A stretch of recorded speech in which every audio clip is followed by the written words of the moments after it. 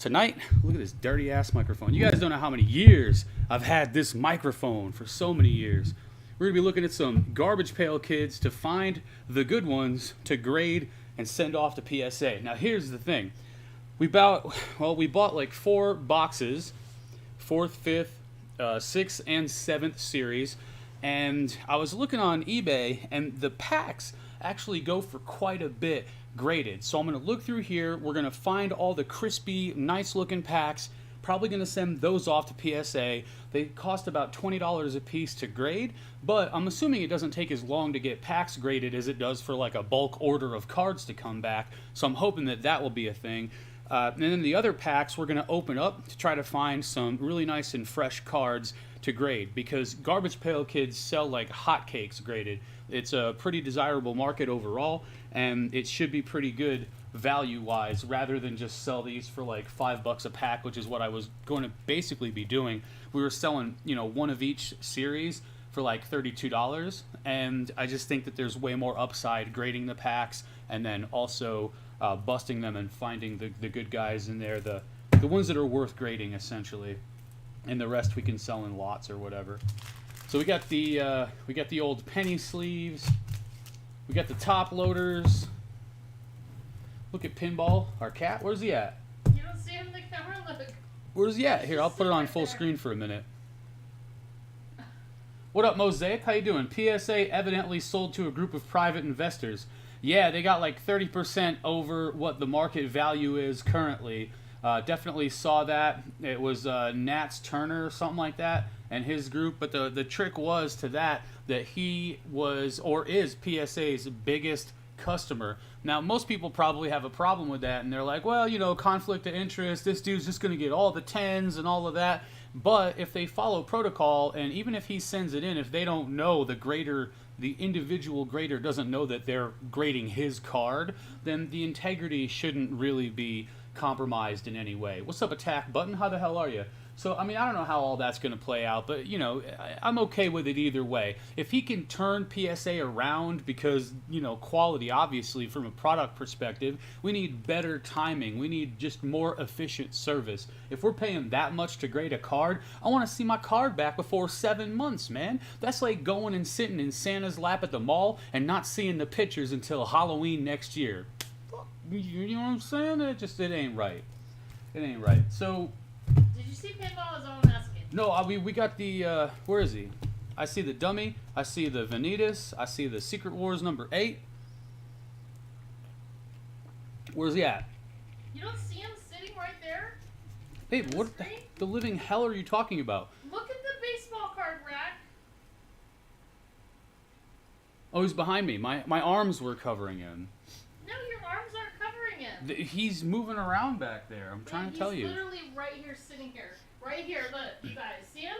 Oh, there right he is. here. He was up here a second ago. He's literally right here. Well, there he is. I see his little monkey at. Look at that little half. He's been sitting here the whole Look time. at him. He's like a third of a human. I swear he's a magician. I didn't see him.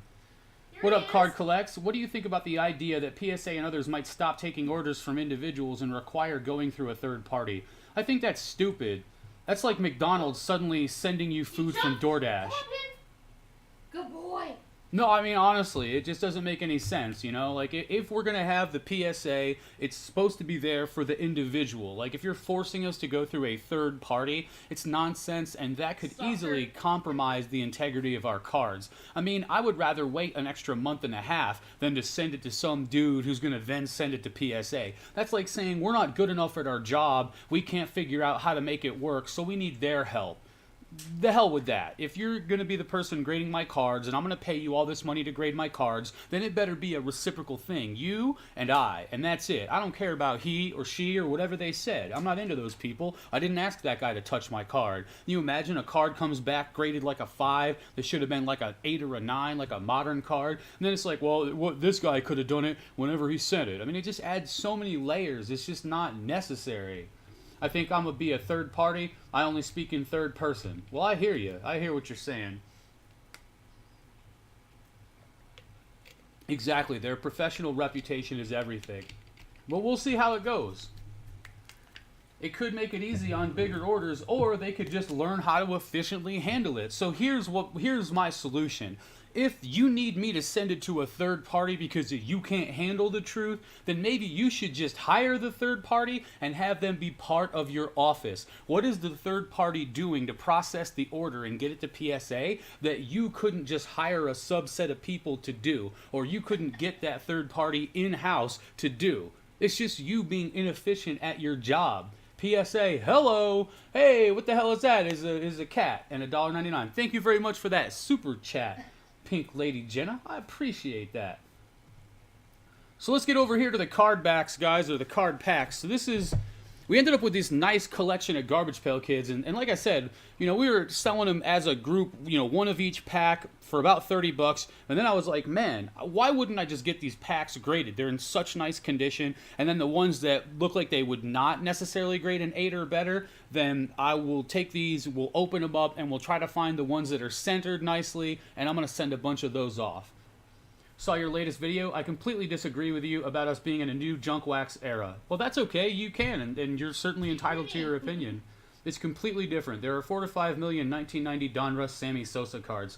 Right, but how many of those Prism cards do you think are legitimately out there, dude? How many Prism cards do you think are out there of a base card of a player? The prices that people are paying versus how many cards are out there versus long-term demand, it's going to be a whole different ball game, but it's going to be the same old story. So you can mark my words, and maybe we'll get a side bet going at some point. I don't know. But like I said, that's just my perception. That's just my opinion. And if you disagree, that's totally cool as well. And I'm sure you have your reasons. When I was younger, I accidentally ruined my dad's Garbage Pail Kid collection that was in great condition. Well, what the hell did you do that for, Kashish Lane? Just saw your new video. What's up, Call Me Crazy? How you doing? So yeah, let's see what we got over here in Series 7. So I'm not really sure how PSA grades packs, but if it looks like it's kind of dinged up, the first thing I'm going to look at is the back for clarity, because you guys always, you start at the back before you get to the front. But the boxes, other than this one, look good. The thing with Garbage Pail Kids boxes is that you often get the strike across them because they were sent back or whatever the nonsense is with that. So this 7th series box, unfortunately, has that mark on it, but the other ones don't, and they're in pretty nice shape. So I'm just going to look through these packs, and we're going to put them in a potentially gradable pack pile, and then the other pile is going to be stuff that we're going to open up. What are the black... Oh, yeah, that's the black marks on the boxes. So as you can see, the 6th series box with the kid in the toilet doesn't have the stripe. So yeah, it's like whenever you see a vinyl record and it has a cutout or it has a corner clipped, sometimes it's a promo and sometimes it's something that they sent back to the people at their record company because it didn't sell, and then they clipped it and they sold it at a discount. Same kind of a deal here. So you get that stripey whatever nonsense. So we're going to set you aside. And let's take a look at some packs here, guys. So this pack I don't think I would send in for grading. The bottom of it is kind of lipped off, and then you get kind of a weird angle up here. I mean, like I said, the packs are clean. They're smooth. You can see that the wax seal is clean.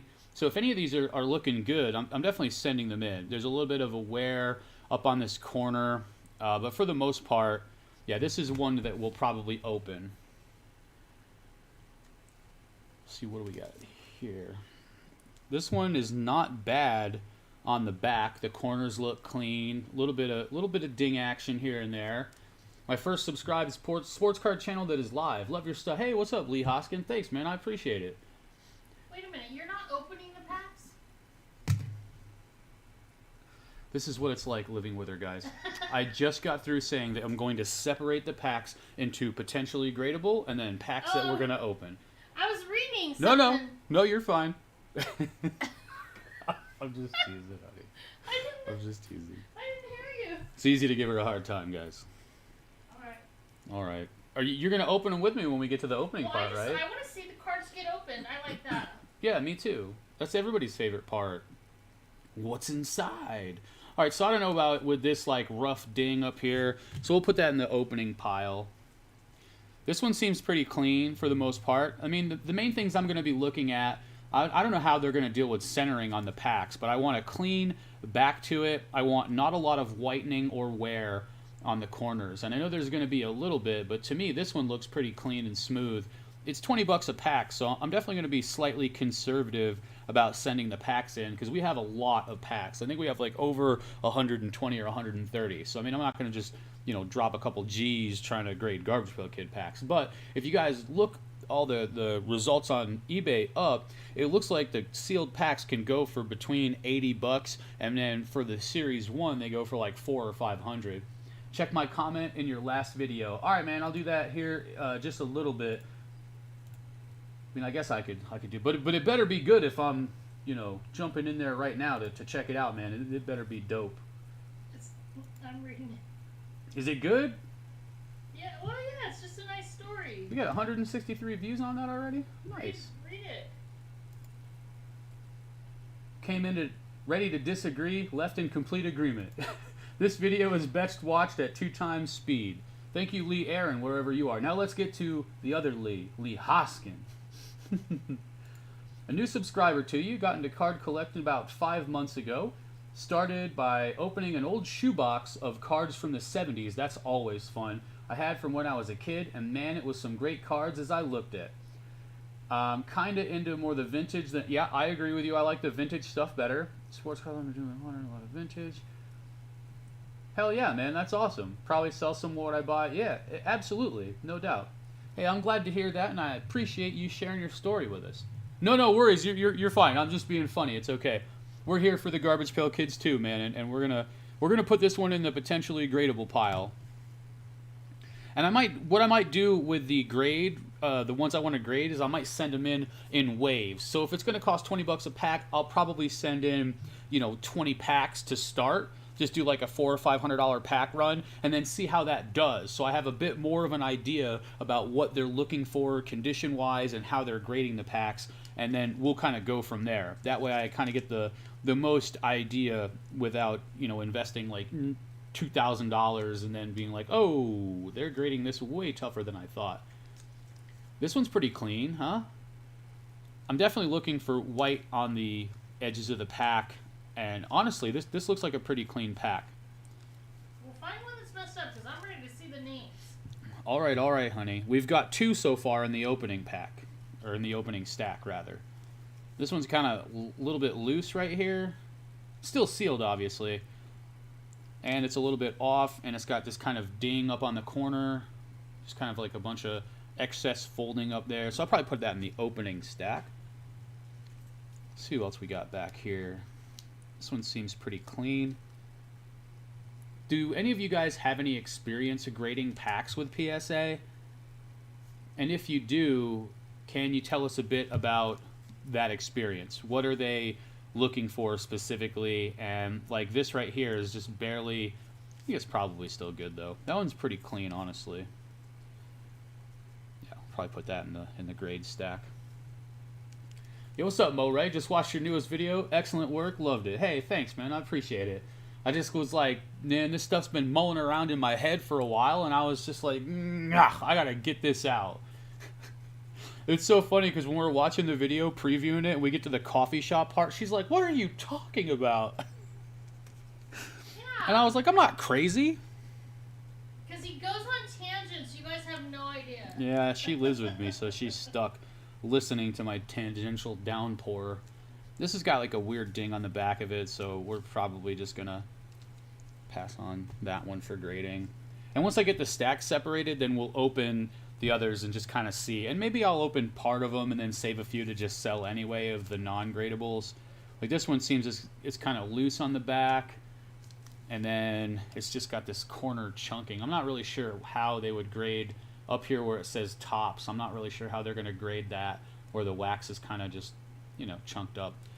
So we'll see. I just want the smooth and clear ones, essentially. But I mean, it's difficult. It's tough to get like that, you know. And these are pretty nice packs. I mean, that's a pretty clean pack on the back, to be honest with you. Probably going to put that one in the old grading stack.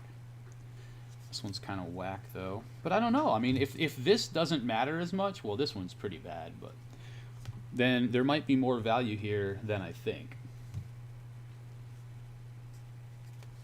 But yeah, hopefully you guys are having a good evening. What's everybody up to tonight? Pretty clean pack here. This top corner, maybe I'll just send at least like one with the top corner like that otherwise looks good. We'll have to see. And we're going backwards. We're going to go from 7th series all the way back. This one's a little bit off. I'm not sure how they're looking at centering or anything like that. It's hard to say exactly. This one might be good enough for grading. It's interesting. You know, it'll be cool to see. I think there's a lot of value in grading packs since people want to open up sealed product. This one I don't really like because you see the inking is off on this one, so it's got like a bit of a corner chunk, and then it's not accurate compared versus this. It's like blurred or whatever. You guys know what I'm talking about. It's not in the right spot. It's out of focus. It's same thing with this one. Same kind of, it's not lined up correctly. Have you ever watched the series Oz on HBO? Yes, I watched it years ago, though I didn't watch the entirety of the series. I had roommates and friends who swore by it, you know, they'd be watching it religiously like it was Dexter or something. But I have seen a few episodes of it. This one looks clean. If it looks relatively clean on the front, yeah, I don't know how the centering is going to play in, guys. I mean, it's just, they can't really do that much with centering. I mean, I know that when I looked it up, these were all relatively low pop. They sell really well. From what I saw on eBay, there's a pretty desirable, you know, they're desirable. They're so there's wacky packs. wacky packages.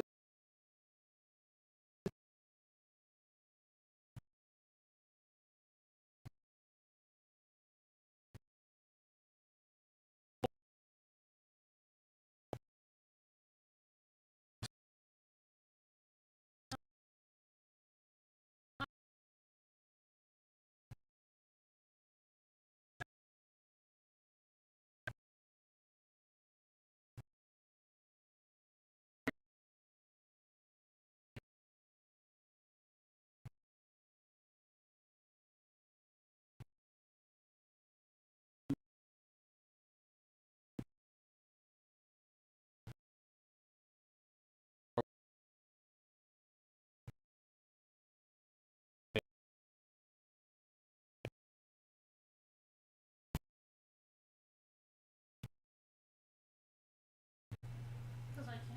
No, not you, goofball. Okay. How about that?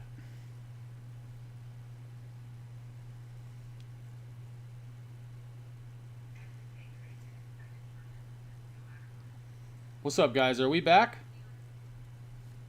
Seems like we're back. Hey, alright. This one's way off.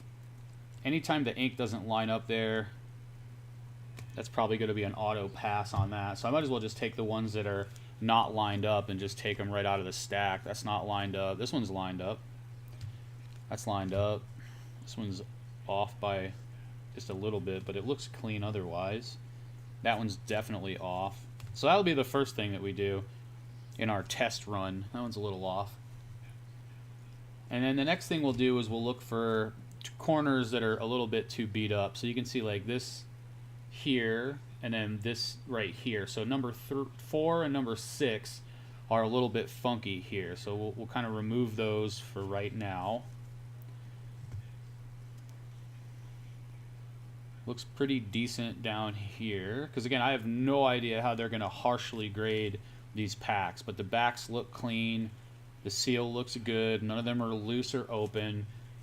So that right there is how we're going to approach that. But these, obviously, I don't know how they're going to grade these top left corners. That's the main thing that I'm concerned with. Because I know that there will be some sort of penalty. But I'm not sure how crazy it's going to be. Because, I mean, that's the way that a lot of these packs are made.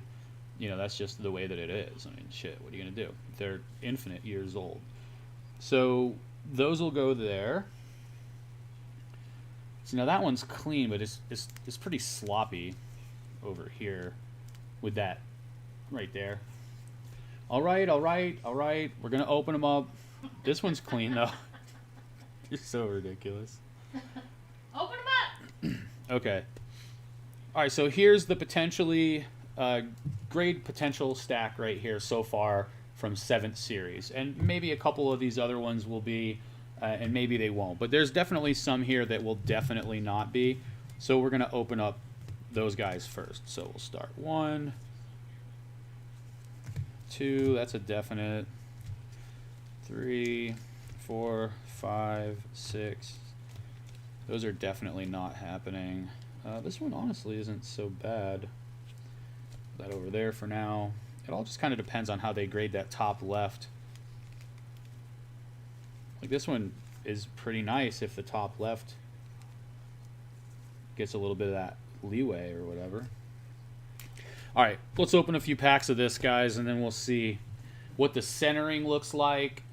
And I don't know, how many of you guys used to monkey around with Garbage Pail Kids back in the day? How many people are Garbage Pail fans? How much time will one individual grader a PSA take to grade one pack or one card? I'm not sure, to be honest with you. I know that when they test people for employment, they definitely time them, but I'm not sure. I'm sure there's some sort of give and take. Never seen one? All right. Do you want to open the first pack over here, honey? No. Okay. I opened one today already. All right. All right, guys. We're going to start with this guy. And these packs are pretty collectible. People collect the packages themselves. So I'm going to be really careful when I open them so that I don't rip them or anything like that. And they'll open up pretty easily. There's a nice wax stain on this dude, but the art on these is pretty awesome. And I used to get these when I was a kid. I used to get them in my stocking for Christmas. I used to buy them all the time when I was driving around with my grandmother. We'd stop for ice cream, and she'd stop at the store, and I'd just get, like, tons of them, because they're only $0.25 a piece. So she'd just give me $5, and I'd go in and just get tons of packs of Garbage Pail Kids. Either that or the arcade. There's some nice vintage gum for you. And, it doesn't matter to me whether I'm grading sports cards or if I'm grading something like this. I mean, if it was easier to grade action figures and it wasn't so expensive, I would grade those too. I just love grading vintage collectibles especially. Modern stuff's okay too, but I'm a vintage guy. So we're going to start off here with Max Stacks, as if he were a poker player. Not going to be gradable. The wax stain and then the centering. The centering is notoriously bad on these, so you got to be pretty careful with the centering. 1990s for Garbage Pail Kids? No, these are like 86. All the ones that we have here, I think, are 86 and 87. So yeah, Max Stacks into Oral Laurel. And What? it's Oral Laurel. And the centering on this one is not so bad. Oral Laurel. Well, look at the screen. If it looks like it's going to be a PSA 9 with a shot at a 10, then I'm probably sending them in, guys. And I'll send them in bulk. This one looks like it has a little bit of a ding up at the top. That is foul. That is the name. What, Oral Laurel? What's so foul about that? They got baby I food. left Oral Hershiser the other night, and then everybody got to laugh at it. Oral Laurel is much crazier than that. Oh man. I don't know. All right, so the centering's a little bit off there. Bruin Bruno, however, that looks like it's pretty nicely centered. I'm probably going to sleeve up Bruno to start. And I'll check these later and make sure there's no crazy defects or whatever else, but this is part of the fun of getting stuff graded, guys. Did you paint them on LSD? Yeah, these are awesome, honestly. The guy's name is John Pound, and he did a bunch of other comic books way back in the day, like in the 70s or whatever. But yeah, let me get the top loader here. But honestly, if you ever come across these guys, the first edition cards can be worth a lot. There's one of the main guys, like Nasty Nick. He's like a vampire, and that card goes for a couple $1,000s in a high grade. First time I'm really looking at these, yeah, they're awesome. They're part of my childhood for sure. If you're like 35 plus, then this was probably some percentage of your childhood had something to do with Garbage Pail Kids. I prefer these to the newer ones. 5, 10 years younger? I don't know about that. Well, maybe 38, maybe around 38, but somewhere around. If you're close to 40 years old, give or take, up or down, then you probably know or had something to do with Garbage Pail Kids. But yeah, this one looks pretty good. The centering is nice, as long as there's no weird oddities. I'm pretty happy with it. The back centering is okay. They had all kinds of cool information on the back. You know, this was definitely one of the more entertaining products that Topps had for kids, and it still was really artistic and cool. I mean, it's iconic. You know, this stuff is iconic. You're too old, 58. I got you, Lee. Bruin Bruno, baby. But yeah, these are. I love the art. I love the art, and they sell really well graded. Like I said, some of them can go for a couple $1,000 from the first series or the second series. So, all right, there's our first potential grader, Bruin Bruno. Next we have Luis Sneeze. And the centering is really nice on this one as well. And these are really sharp cards. I mean, the corners are sharp. So gross. She's like popping zits on her face. Oh yeah, they're disgusting, but they're for kids. You know what I mean? This is ew, grossy Josie. I mean, what are you gonna do? Why is the back like that? What do you mean? Why is the back like that? Why is the back like a puzzle piece? Oh, because it's a puzzle. Oh, okay. So you see how it says kids up there? You could actually collect the whole puzzle and put it together, and that was just another way for them to get you to buy more packs so you could put the whole puzzle together. But that's another good one. Since these are all in such nice shape, I'm excited to get the packs graded, and I'm excited to get the cards out of here that have good centering. Because obviously the centering is just like the rest of Topps, Well, baseball. there's a little bit off, but Yeah, I'm a definitely. stickler. But as long as it looks good enough to get a 9 with a potential for a 10, or just a straight 9 that's super sharp, I'm gonna send it in. Because what I've seen on eBay is that even in a 9, a lot of these cards will sell for like $60. There's not a lot of supply, and there's definitely demand. So even if you just get like a mid-range random Garbage Pail Kid, not a lot of people have collected entire sets of the later series. A lot of people have gone for the first 1 or 2, whatever. But yeah, the value of these can easily be $50 to $70 a card in a 9, and in some cases even more. So if it looks good, it looks like we can get a 9, chance for a 10, I'm in. And the last card from that pack is Martian Marsha, and I'm a little bit unsure of this centering. Like, I want them to have at least a 9. You know, the centering left to right is off here. So I'm not sure if this is good enough for a 9 or not. It looks like it's probably good enough for a 9. I'm just going to sleeve it up anyway. And then I'll just go through and make some cuts before I send my next batch of cards in. We just sent a batch of PSA cards in. Oh, that's got gum all over the back of it. Forget the picture of Tootin' Norman or whatever his name is. That was a dude, I think, blowing a tuba on the back. But there's a big... You guys see that in the glare? You see that big gum stain? Yeah, so that's going to automatically remove this one from possibility. Yeah. But hey, we got 2. So, you know, if you think about this from a value perspective, let's say we've paid, I don't know, $2.50 a pack for these on average. If we can grade these at, you know, $12 a piece, and then we can pull $50 or more out of each of them, we're probably making $30 after shipping and fees in profit for each one.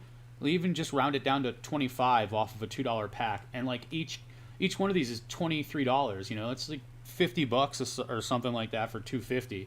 I mean, the value there, you're 20xing on each pack. I mean, that's, you know, or more. It's crazy. PSA cannot cut corners on grading. There are a lot. Yeah, of course, absolutely.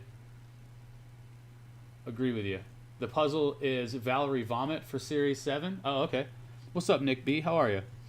Valerie Vomit. It looked to me like... what was the guy's name with the tuba? Yeah, you're right. No, because I see the top of her pigtail, right? She's got pigtails. Yeah, and she's vomiting everywhere. Yeah. Yeah. That's awesome. Valerie Vomit. I love Garbage Pail Kids, guys. I do. I just love the art. I'm just a dork. I guess that's really all it boils down to. All right. Where is the next pack that is definitely an open? See if we can find ourselves some more good ones. Come on, baby. Whoop, whoop. I don't want to rip the pack or anything. There we go. Yeah, this one had the fold down at the bottom. Ooh, what's this guy?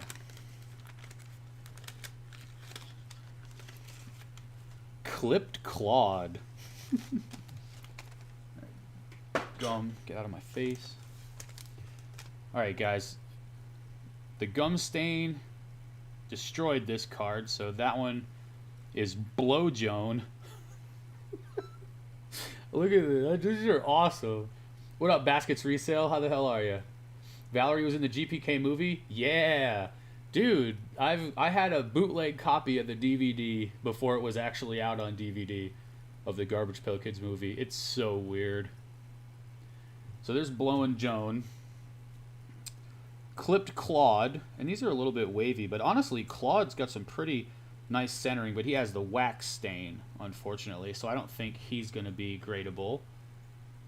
Wax stain on him. So honestly, we're going to get 3 shots per pack at a gradable card, because the back card is going to be gum stained and the top card is going to be wax stained, and I've cleaned the wax off of 86 Fleer basketball stickers, but it's going to be pretty difficult to clear the backs off of these, or the fronts rather. Since it's a sticker, it's probably very sensitive, given that the actual, you know, inflection point of where it unsticks is right there. Either way, we'll see.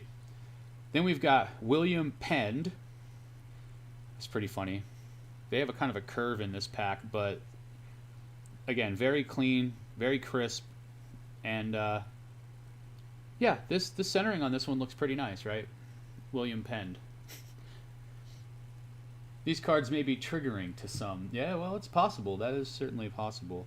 Centering's definitely too off on Derry Carey. Look how unafraid they were. Just look at that. Look at this. What is this? You guys see this? So that one's not gradable. Definitely off center. It's going to bring us to... Derry Carey's weird. What about Noah Body? Woke culture began when GPK died. There's Noah Body. It's funny. But I do think that our good friend William Pend over here has some potential for grading. It's got a bit of a wave to the card, but it's got the same wave that 1988 Topps football cards have. Either way, I'm not sure if we can get a 9 on this, or it has potential for a 10 with that curve, but we'll see. I'm going to take him out of there. So, Nick, are you a Garbage Pail Kid guy? Is that what brought you to us this evening, my friend? All right, what's the next one? Here, this one's... I want to open the rougher ones first.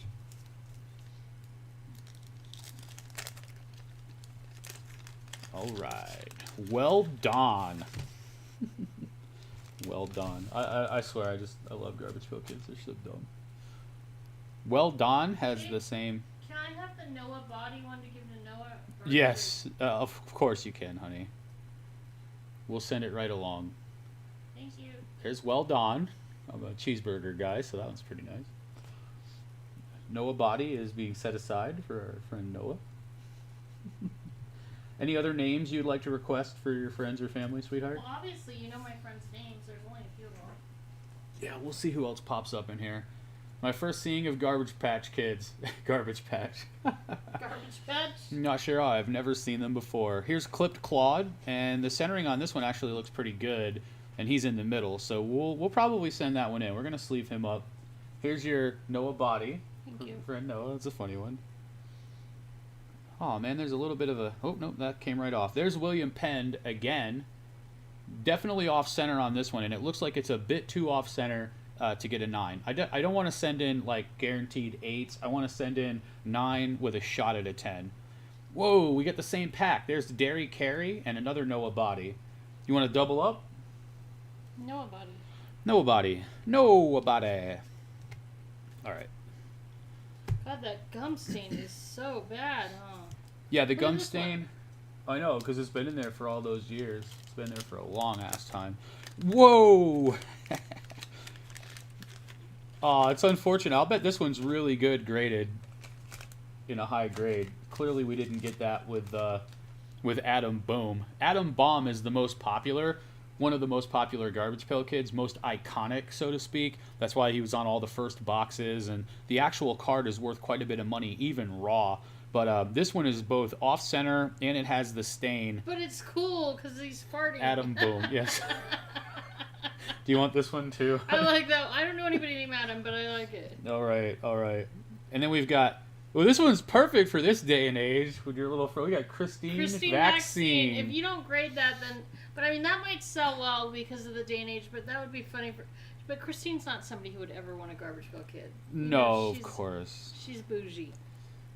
Yeah, I know. Fun escapes some people. This has got a ding on the corner, guys, so that one is not gradable based on that ding. Nonetheless, that is cool. I'll tell you, the classic Garbage Pail Kids are so much cooler than the newer ones. Even if you wanted to get just like a box, you could get a newer series, like a 10th or a 9th series, for probably under $100. I mean, I don't know. I know that these are low pop and really popular, so I'm definitely going to invest the time. There's Grant Ant. It looks like he's a bit too off-center for a guaranteed 9. But look at his face. Spent every dime on these from 86 to 90. Lost my whole collection for 20 years. Found it a couple of years ago, and I cried. Damn, Nick. That's crazy, man. I spent so much money on these damn things, too. Like I said, I get them in Christmas stockings, just the whole 9. And I just look at them and bam, wah. Like the other one, this is my namesake here. The other one is Chris Mess. But here's Sandy Claude and the gum stain again, if you guys can see the gum stain in the light. I'll take that one. What, Sandy Claude? Yeah. Well, you like that one? That's a nice one, right? This is Christmas. Yeah. There's Stare Casey. I just love him. Just look at the stupid look on his face. He's like, what? It's a Cabbage Patch Kid, and I can't believe I never realized that until they said that in the chat. It is the Cabbage Patch Kid. Stink. Look at the hair, look at the cheeks, look at the eyes. You didn't know that Garbage Pail Kids, Topps made wacky packages making fun of all the products? I know, but Cabbage I Patch never Kids. realized. Cabbage Patch Kids were all the rage, and Topps, boom, counterculture. Here we are. I'm not that observant about that stuff. All right, all right. There's a ding on this corner, so not going to do that. But I'm going to definitely sleeve up Clipped Claude because his corners are looking clean. And I'll check these out later and let you guys know. Lisa. What did Lisa say? Duh. It's a take on Cabbage Patch Kids. Duh. Jeez, even Lisa knows. Damn, Jenna. What up, Graded Cards? Have been buying a lot of Marvel cards off of Craigslist in the past year. Think they have a lot of room to run up. I like the Marvel cards too. The ones that I remember were the very first Marvel series with, it might have been like 1990 or whatever. I'm a dummy. What up, Caesar? And it was the holograms. You remember like the Wolverine hologram or whatever? This is what we got so far for potential grading, guys. Clipped Claude, William Penn, Louis Squeeze, and Bruin Bruno. Good looking. Good looking. Yeah, DC 1990. There you go. All right. What's in the next pack? And again, we'll do a few more of these, and then we have 6th series, 5th series, and 4th series. Excuse me. So there's... Because which ones are you opening? Right now, we're opening 7th series. 4th, 5th, 6th, and 7th? Yep, 4th, 5th, 6th, and 7th. Oh, there's our friend on top again. Alexander the Great. So here's the funny part about the Garbage Pail Kids. They had 2 names for each Garbage Pail Kid. So we just saw, the other dude, I forget what his name was. There he is, right there. Stare Casey. And here's the counterpart, Alexander the Great. Very nice. I like that comedy. Maybe this will be Chris Mess instead of Sandy Claude. There it is. We just talked about it. Now, am I gradable? No, I'm not, because my centering is horrible. Look at my centering. I give you a perfect 10. Honey, you did? Yeah. Oh, do you want this one? Christmas? Yeah. You want this one? Just set them aside for me. All right, I will. If you find a Lisa, then yeah, for sure. There's so many Lisas. What about Bobby Booger? If there's one holding a taco, it's for Lisa. I want to see one holding a taco. That's the one I want. Why, Lisa? If it's holding a taco, it's going to be gross.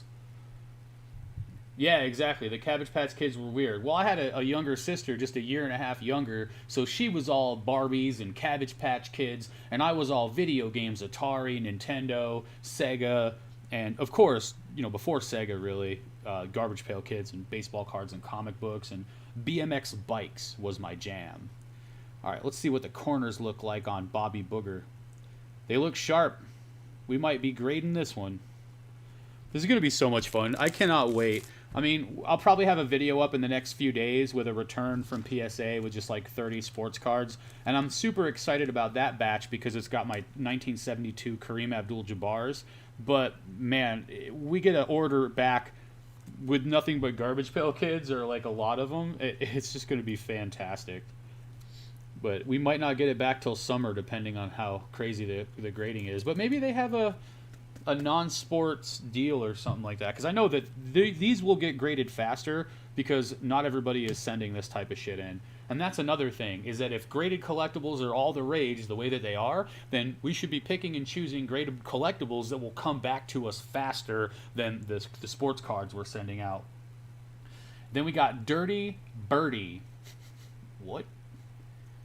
Never opened GPK packs? Does the centering usually stay true within each pack? No, it's all over the place. Total crapshoot. You'll have one that's all screwed up, one that's awesome. I mean, the grading really is all over the place. Or the centering, rather. Like, this one seems okay for a 9. The back is clean. One thing that we're lucky with this little batch is that it was from a collector, and he kept pretty good, care of this stuff. And the packs are all generally in good condition. And when I was looking, packing up some eBay orders when we sold a batch of them earlier, I was just thinking, man, I wonder what these things go for graded, because they're in good shape. And I was like, whoa, they actually sell for like 70 or 80 bucks a piece graded, so we probably should consider grading these and then getting the cards graded. And I've graded Garbage Pail Kids in the past, but they've just been, the random one, you throw a couple in with a PSA order, whatever. And there's the gum stain guy, our good friend Bent Brent.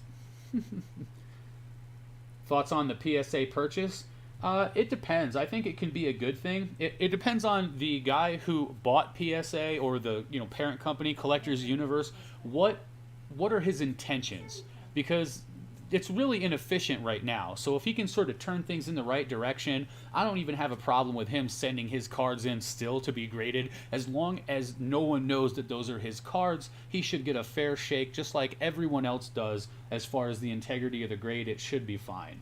So it's interesting news. It could be very good news, but I could see how people could, consider it to be bad news as well. They never made a GPK NES game? Such an underrated idea. Yeah, I mean, they definitely could have. The guy is a high-end collector. Yeah, exactly. So I think it could be fine. I think it could be just fine. This is just fine. All right, what's in this pack? We got another Oral Laurel, but she's got the wax stain. There's our friend Bruin Bruno again, but this one's pretty off-center. Then we've got a double back here of our other friend that's actually gradable, Luis Sneeze. And his name is Russ Puss. Ew. Yeah, look at him. He looks pretty sharp. And the centering is very close, so I'll probably sleeve this one up. Some of the corners come up dinged, but as long as the corner's not dinged and it looks like it'll get a 9, probably get 40 bucks a piece. I mean, the demand is definitely there versus the supply, especially in this day and age for PSA. There's Alien Allen, but I think that centering top to bottom might be a little bit too off. I'm gonna have to double check. I'll sleeve them up for now. Ooh, there's the sticker's kind of gone through on the back. I don't know if you guys can see it in the glare, but the line of the sticker, and I'm guessing that PSA will ding me for that, so I probably won't send that one in. And then there's Sharpened Sheena. Just so weird. Like, what are you doing? Like, what happened first? Was it the chicken or the egg? Did they come up with a name and then design it? Or did John Pound draw some weird shit and then they decided after what the name was? It's weird. It's like somebody had to come up with a concept. Nick, you got any information on that? PSA may really put the throttle on giving out 10 grades. It's like they're printing money for people. PSA is going to want a cut of that money. They already get a cut of that money. It's called declared value, and it's called, it's not their collectible. Let's just say that, it's not theirs. You don't own the collectible that I send in. Your job is to grade it. Your job is not to benefit from the grading of it, other than the cost to grade the actual item. That's what you do. That's your profession, is looking at something and saying, huh, that's a 10, here's why. Huh, that's an 8, here's why. why should you get some premium just because I sent you my collectible that I acquired and then you graded it? Like, I get the process. When they put their stamp of whatever grade, the market says, hey, I want that one a lot more than this PSA 6 or this raw, nasty looking one. But at the end of the day, it's our collectible, and they're the ones providing the grading service. So do you want money for the service or what? So I mean, there's a lot of sort of politics and moral information, going on there. But we got to sleeve up Russ Puss, and this is a PSA 5 top. What is this? What is it? Fuzzy? Guys, this penny sleeve is growing hair. Mr. Finn's hair? It might be. No, the side of it is just crazy. It's fun finding cards that meet your threshold for submitting. Yeah, I love it. I absolutely love it. It's so much fun. It's a hobby, and it can also make you a little bit of money. So, I mean, I like that all the way around. And let's be honest, guys. In this day and age, in this world, in this economy, with everything that's going on with COVID and everything, having a way to make money, even if it's just part-time and it's just a small chunk from home, is awesome. Even if it takes a few months. Money will corrupt this, I fear. Graders can be bribed not to give out 10s. Well, I mean, it depends. People look at the Ricky Henderson 1980 tops, and you're like, well, there's only like 20, PSA 10s, and then all these other PSA 9s. So there's always that fear. And who knows exactly what's going on behind the scenes? We'll never really know. We have myth, we have perception, but at the end of the day, it's very difficult. Where did you get my childhood cards at? What up, Dragon Fan? We bought them from an independent collector in the area, and we ended up getting a nice collection. And like I said, the packs are in good shape, so I'm probably going to send a bunch of them in for grading. I'm still worried about the blur on that. I think they're definitely going to ding us for the out-of-focus picture. But otherwise, this is a really clean pack, so I'll still probably put this over here and just kind of see what their threshold is. But yeah, let's open a couple more of these, and then we'll move on to the other series. So far, we got 7 potential grade cards. Either way, whenever we get these back, we'll definitely do another stream. $12 to receive, grade, encase, and ship. They can't be spending more than 2 minutes or so per card. I think about this an unhealthy amount. Well, yeah, they're getting $12, and you're also obviously paying for shipping and insurance, so you pay a little bit more. But that's why they want graders that are relatively fast, I'm assuming. The more cards they grade, the more money they can accrue. And think about the cards they're grading at like the $50 range, I mean, for me personally, the mechanics of grading, I could see the cards that are vintage. Like if you're grading a 1952 Topps Mickey Mantle, you should be paid more because that is a finer and more articulate grade. It's more complex than just grading some, 2017 Cody Bellinger rookie card. So there should definitely be more for them at some point. But I think they just get away with so much anyway. But don't get me wrong. I love PSA. I love the grading of the collectibles. I just think there needs to be some sort of a clarity and parity in the situation. We need transparency. There's Chris Mess again. Huh? Sorry. No, you're good. How much competition does PSA have? They have some, but not a ton. BGS, like pretty much everything that would be a competitor isn't really enough to make any sort of dent in the market. Maybe CGC's card grading CSG will come in and then offer some of that. Put some of that gum in your mouth. Let me know if it still has flavor. Yeah, okay. No thanks, Lisa. I'd rather eat a moldy taco. Have you seen the gum? It literally looks green and yellow. I'll show you one. We'll get real close and acquainted with it in just 1 second. This is really nicely centered, so it's unfortunate that Chris Mess has that wax stain. I'm going to see if I can clean that wax stain off. Your video on SGC 9.5s is a cheat code? It's so funny. All right, we got Bobby Booger. And there's a ding on the corner, so no grade there. Dirty Birdie, for all of you fans of the movie Misery. Get a lot of doubles in here, huh? This one looks pretty good, honestly. The centering is very nice on this card. The edging has a little bit of fuzz. And that back corner, it's got a slight ding. This would probably hit a 9. I could see it hitting an 8. I still think I could get $30 in an 8, so I'll probably put that in there. Yo, what about this guy? Jughead Ted. Look at that centering job on Jughead Ted. Wow, he's messed up. Yeah, it's no good. Yeah, that's a little bit whack. And then we have another bent Brent, and he does have a bent corner, so we will not be grading Brent. But what does he say on the back? Hot Scott. Lukewarm. Those are guys from one of the original series. I don't know if it was 1 or 2. His favorite food is deviled eggs and sterno. His favorite song is Disco Inferno. His favorite book is Armageddon Made Easy. He does like The Exorcist. It's good. Quote, I'd do it if I were you. So funny. I stuck these all over the back of my bedroom door when I was a kid. I put them on guitars. I put them on people passing by. All kinds of shit. Yeah, Jordan, I don't think they would have overtaken PSA. I think SGC had a chance to sort of cement itself as one of the big 3.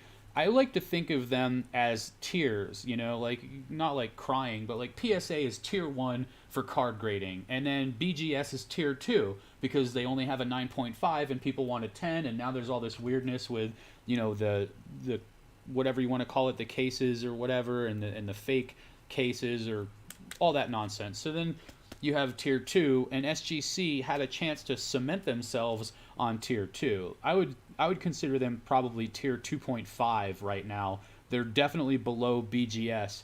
And then you have all these fly-by-night ones that are just tier X, and they're just the worst. Yeah, no, you're good, man. Tangerine was pretty hot in the movie. I haven't seen that movie in so long. How much is a pack normally? If you sell these in a lot, you'll probably get maybe $3 to $4. If you sell them individually or in lots of like 4, rather than a bigger lot, then you can get probably about $5 after fees, something like that. But like I said, I'm going to just send them in and then grade the good packs because I think there's more value to be had by doing that. Even though it's going to take more time, I don't mind investing that time. So let's see. We'll do like another pack or 2. Did they notice that I put the Magical Johnson on the wall or not? No one said anything yet about our Magical Johnson, but she wants to know if you guys see that Magic Johnson signed jersey back there. I hung it up just for the stream. Trust me. She hung it up just for you guys. I didn't want this thing hanging right here because I don't really care about having more sports shit around the house. Oh, does that make you unhappy? There's enough. This whole house is just Chris. Let me tell you guys. What? But that just I hung Chris. up that jersey thing because you guys are always making Magical Johnson jokes in the chat and stuff. Since Chris, whatever, he coined that little phrase. Yes. So I hung that up for you guys. I just wanted you guys to know that. That's all. She's so funny. This house is entirely Chris. Let me tell you what, it's not all Chris. You guys should see the bathroom. You guys should see the bedroom. It's mostly the cat. Yeah, right. PSA should invest in computer grading software of some version. Yeah, you know, there is some that we were looking at the other day. We found some. Oh, wait, I was going to show Lisa her gum. That's right. We found someone who was trying to put... There's a beta. Thanks, Luis. There's a beta version of software that's supposed to grade cards. See, here's my thought process. There are parts of card grading that could be done technically because it's either mathematics or visually, you know, just you can do it with a computer AI. So there are parts of the card grading that can be done technically by robotics. And then there are parts of card grading like looking at the surface in certain spots or, you know, imperfections and things, you know, just random eye appeal. I think that, you know, it's not going to be a world in the future where there's all of one or all of the other. I feel like a hybrid approach would be good. Like they go through and, you know, PSA does their check where they, you know, is it small, too small or whatever, has it been trimmed? And then you get the human end of it too. So I feel like a more hybrid approach than we have now would probably be the optimal approach. Here is the gum that Lisa would like us to partake in. However, I don't think that's happening. Maybe Jenna will like some. You want me to eat it? No, God, no. What do you look at it? Lisa wants you to eat it. Ew, it's gross. All right, Jordan, I'll check it out, man. Vintage Finds on Instagram. Found me a Magic Bench, Johnny Bench. Oh, a Magic Bench. There you go. What about a Magic Mushroom? Is that gum a PSA 10? No, no, no, no. The centering is fine, but there's staining, which is automatically going to smash you down. And then there's off color. You know, it's not that good. The edges look good though. Edges look solid.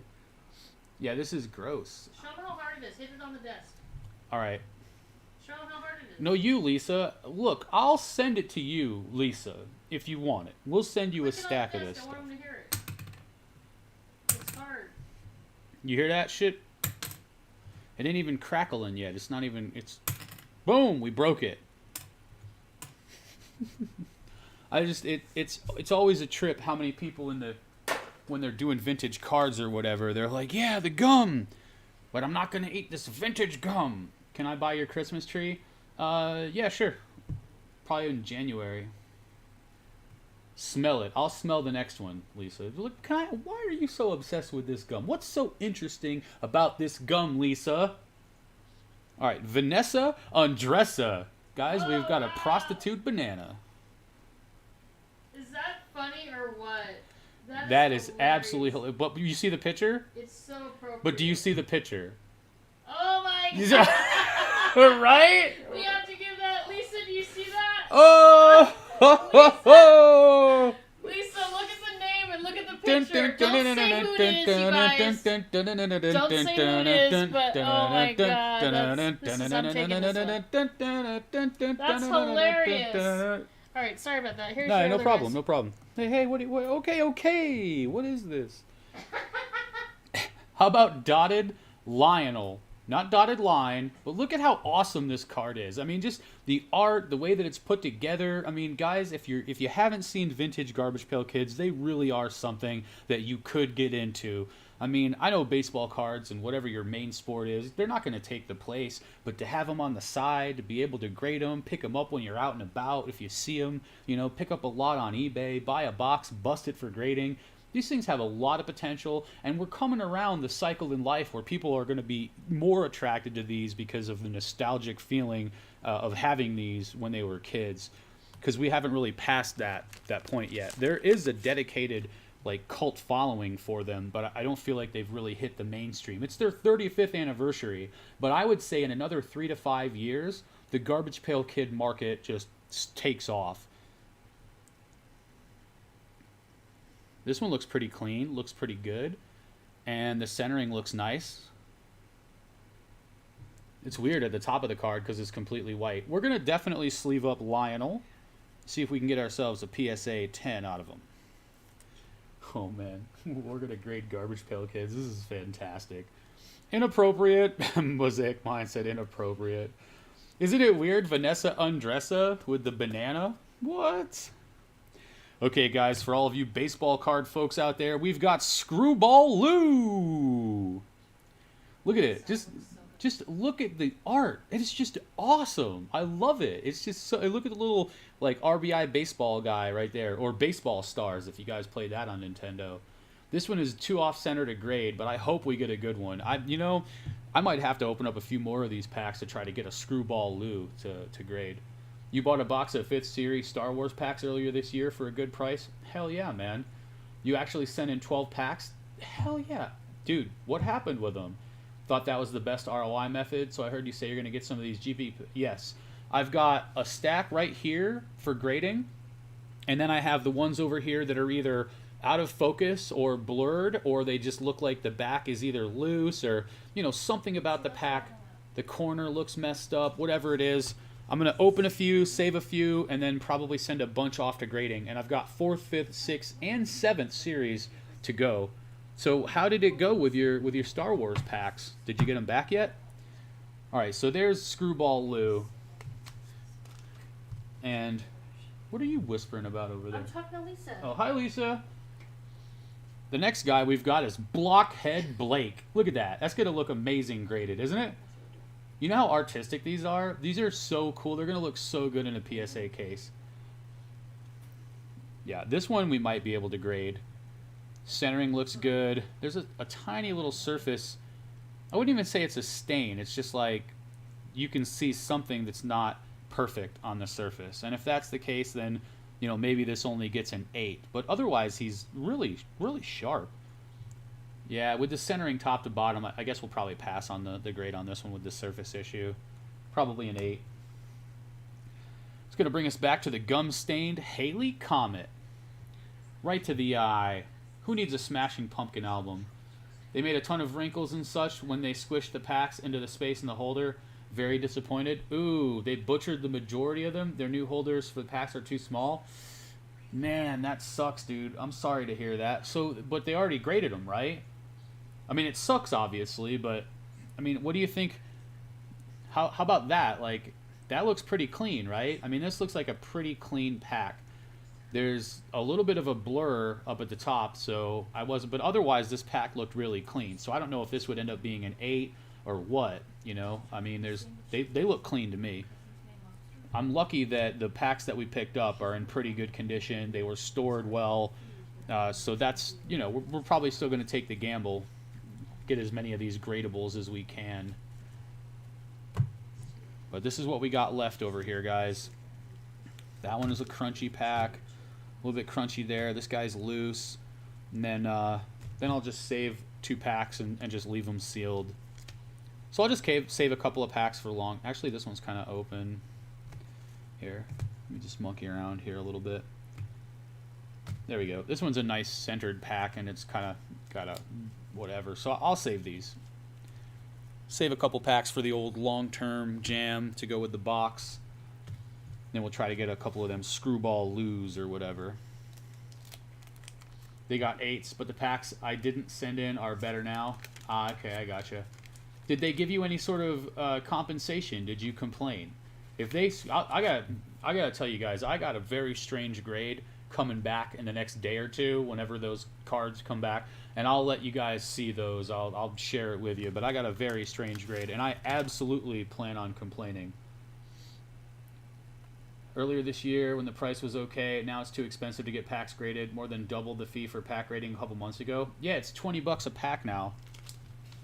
But I figured with the Garbage Pail Kids packs, they look like they sell for $70, $80 anyway, and it doesn't look like an oversaturated market. So I'm just going to gamble it. Like I said, I'll probably send in $400 or $500 worth to start, and then go from there. We got another Rust Puss with the old stain on them. It's going to bring us to Elastic Elwood. Oh, I love this one. Look at that. Yeah. This one looks really sharp, guys. As long as the corners look good, this is going. Oh, there's a ding on that corner. Damn it. Yeah, top left corner is dinged up. It's definitely not going. It's too bad, though, because otherwise, this is a great. Oh, there's a little bit of a ding right there, too. Otherwise, a great looking card. This is fantastic. You see that one, honey? No, I'm not on there. Sorry about that. Oh, all right. Sorry. So much for streaming with the spouse. I'll be right there. Sorry about that. I said, you want to stream with me tonight? She said, yeah, that'll be fun. I'm going to hide behind the Christmas tree and ignore you all. No. I was just... It's Lisa. Well, she's in the chat acting more than you are. I mean, what Chris kind of nonsense is is asking this? why I'm not watching the stream, and I'm sick because I'm on here talking to Lisa. And he's like, but she's in the chat, but no, she's outside with me. And we get another Vanessa Undressa. Let's see if this one's good enough to grade. I think it is, guys. I think it might be. Centering looks good. Ooh, that corner has a slight ding to it, but it could probably still hit a 9. Definitely not a 10.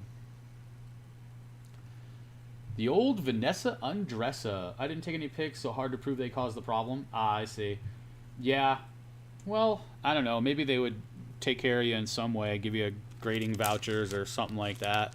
I mean, they obviously don't care about losing a few customers, but still they should have some sort of integrity. I heard a horror story that my friend at the local card store told me where his friend, it was, you know, he sent in a LeBron James rookie card that was a 9.5 BGS to get crossed over to try to get it as a PSA 10. I'm not sure what version of the rookie card it was. You know, I'm just assuming, you know, tops, whatever. And this card came back from a BGS 9.5 to a PSA 7. And they damaged it in their possession. So he obviously raised holy hell, and PSA ended up giving him the difference in market value between the 9.5 and the 7. So he didn't even get any additional benefit for making it a PSA 10. He just got the difference between the 9.5 and the market value of the 7.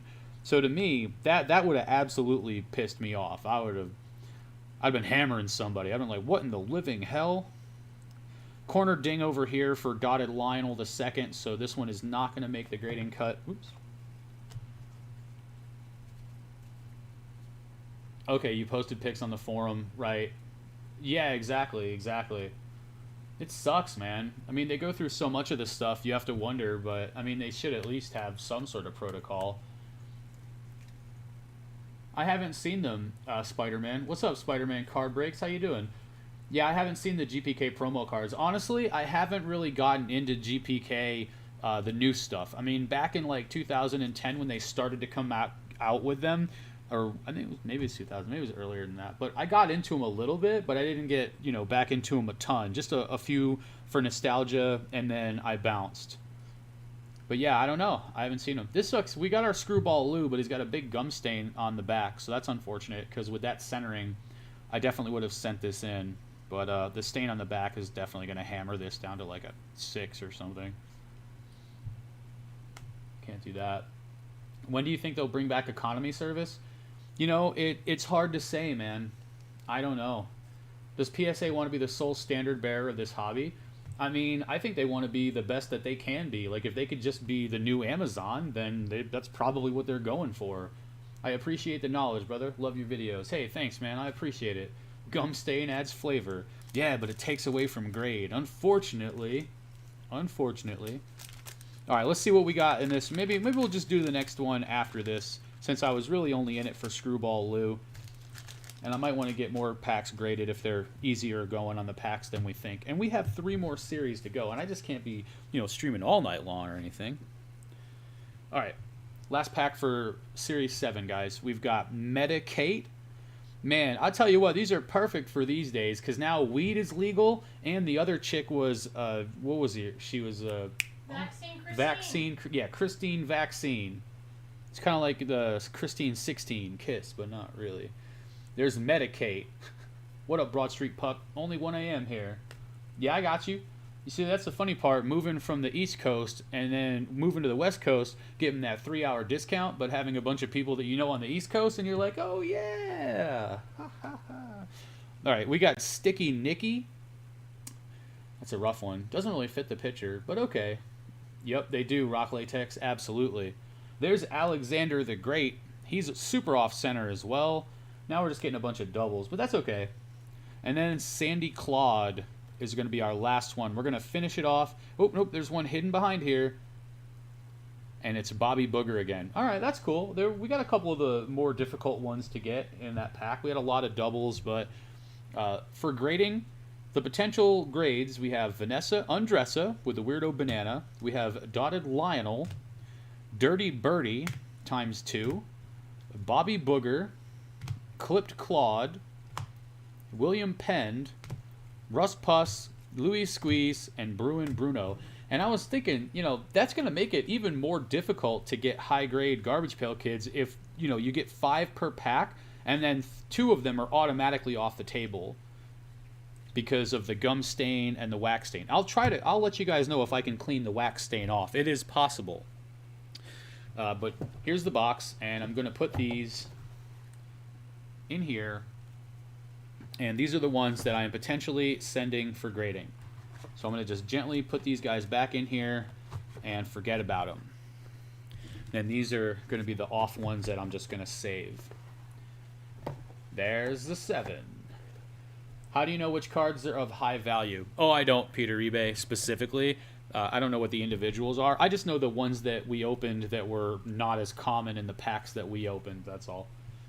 But, I mean, you could always check them up or whatever.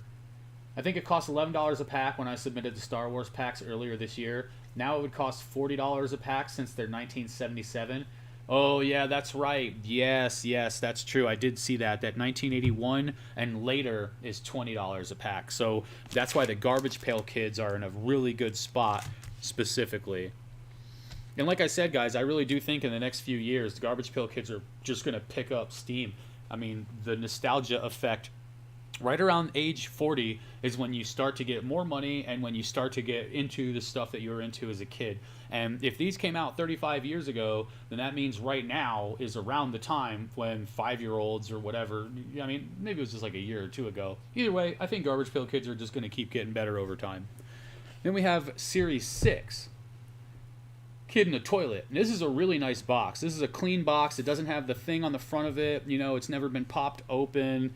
And I'm pretty happy to have gotten this box in this nice shape. Does anybody know if Match Attack soccer cards fall under PSA's category of gaming cards? That's weird. I don't know. What's your favorite non-sport set for long-term flipping? Man, it's hard to say. Long-term flipping. You mean like grade, get it back, and then flip it? I mean, early Garbage Pail Kids are really good, but they're also expensive and hard to find, so that might be worse than some other things. It's hard to say. I mean, do you guys have an answer? And how do you say your name? Because I don't know, Cranfi, Cranfy. I'm just going to call you Cran, like Cranberry. They need some sort of Beckett price guide or Card Ladder price guide for GPKs. I mean, I don't know, man. You just look at something like Worth Point or just eBay sold listings. You get at least an idea. Yeah, there's definitely money out there for sure. All right, guys, let's see. Hair dryer helps a lot with wax stains. Well, Spider-Man, what I do with the wax stains is I literally just have a bandana, and then I'll put the card down, and if you breathe on the back of the 86 Fleer sticker, and then you rub it with the bandana, you'll get it almost every time. And that's what I'm going to try to do with the cards here that had the wax stain on the front. Like, I think we had a Screwball Lou over here. No, that was the back, right? Okay. But there's a couple of them that had the wax stain on the front that I'm going to try to clean off. But we'll see. I'll take Cranberry anytime. Hey, no worries, man. Greetings. Most people use a nylon with wax stain. Yeah, exactly. I did that with the 2 Michael Jordan rookie card stickers that we had from 86 Fleer, and we got a PSA 8 and an 8.5 on those. So I know that cleaning method works at least good enough. All right, guys. Let's take out the 6th series. 6th. I think I have a lisp, huh? Series 6 packs. And let's see which ones are good enough for PSA and which ones we're going to open. And again, I'm looking for any sort of corner or wear on the corners. I'm looking for the blurry or out of focus picture not being lined up correctly. And then the top left corner. So, yeah.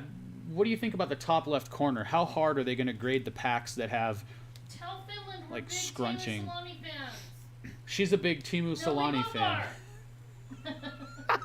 So funny. No, we both are. I didn't even get it out. I didn't even get to put my joke in, and she jams me. Grrr. Thank you, thank you. Yeah, we went through like 4 Michael Jordan rookies this year. All right, so the backs of these look really clean. But the front crunching is what I'm worried about. How hard are they going to grade this front crunching? For sure you don't want any tears on the wrapper? Oh, absolutely. But these are all relatively clean in that regard. It's just the crunch up at the top left corner is what I'm most concerned with. God, this one looks like it's got 2 pieces of gum in it. Like an extra surprise. I mean, the backs are really clean. You know, the seal is nice. There's no funk or weirdness. I mean, it was obviously this was just stored nicely somewhere. Ah, there you go. Timu number 1 in my PC. There you go. Yep. But like this one, like would I send that one in? Probably I would not send that one in. Yeah. This one's off as well. I don't know about those. We'll open up the worst ones. And we'll see about grading for the best ones. But honestly, these look like they're a little bit crunchier on that top left. Yo, what's up, Johnny Lamerton? How the hell are you, man? Is the trading card hobby strictly an American thing? Any other countries doing what we do? I think other countries definitely do to some extent. As to what is most popular in which country, I'm unsure of. And I know that a lot of people have expressed interest in, you know, getting cards or getting cards graded and not being able to. Specifically, people in Australia I don't know why, because I know there's a lot of guys out there from Australia. How do I YouTube? I don't know. You just click buttons and hope it works out, like most other things. That's my strategy anyway. So I don't know. I mean, these are all kind of crunchy on the top left. What do you think? Do you think they're worth trying to send in? I mean, that groove you see in each one might just be the straw that broke the camel's back, so to speak. Because there's a bit of a fold on each of them, so these might not... Like, I don't want 7s, you know? I want the packs to be 8 or better, essentially. Get more viewers here than Twitch? These days, for sure, because I'm not really making much Twitch content, and if I was going to throw a Twitch video up there, it would maybe be poker. I could definitely get the poker content going and build a following back up, for sure.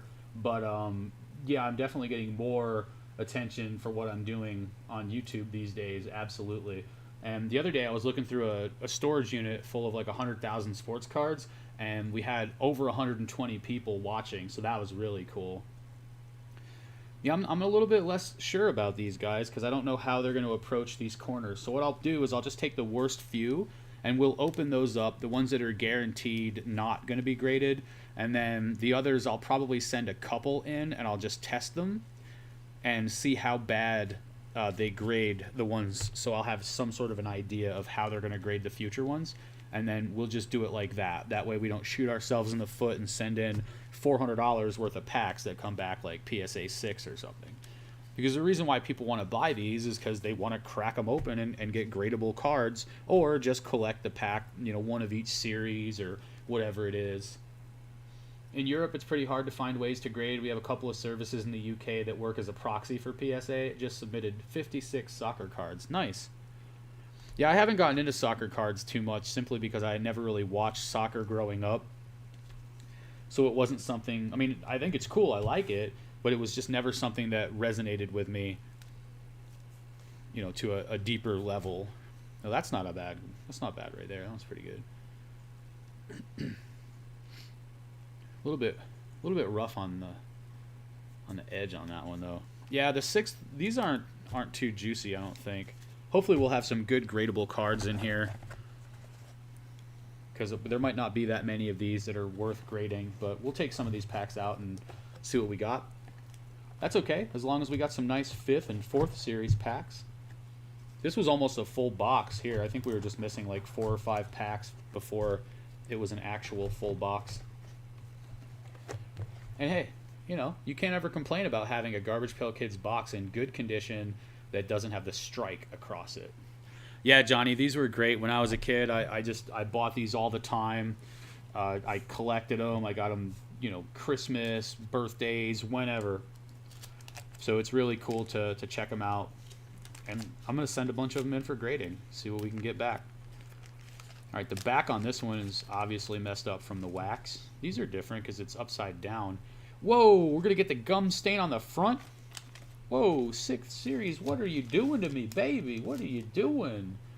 Look at the gum on that one, Lisa. Oh, what? Ooh. Guys, that one didn't work out. I'll tell you what, I'm going to put the gum in my defunct coffee cup for now. Now I'm just going to dump it all out later. Throwing broken, brittle gum across the room. Makes no sense. How's the gum after all these years? I'll send you some and you can test it out. So we got Pressed Preston, Bill S. Preston, Esquire.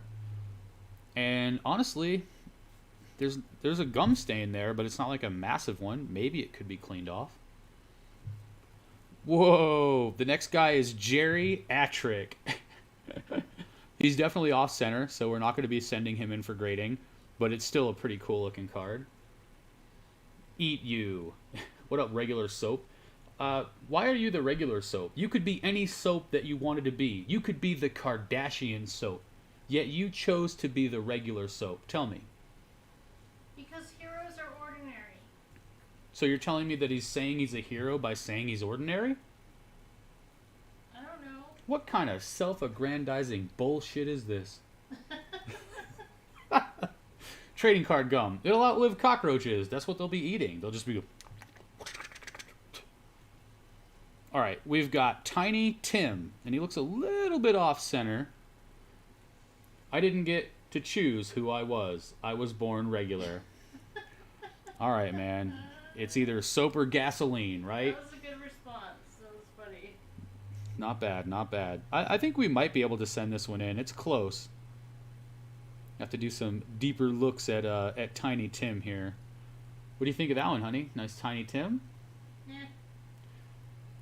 All right, I'm going to set him aside. If it looks like it could be a 9, but I think the grading might be an 8. Center. I'm trying to tell you. Right, but I'm saying if it looks like it's still going to hit a 9, I'll send it.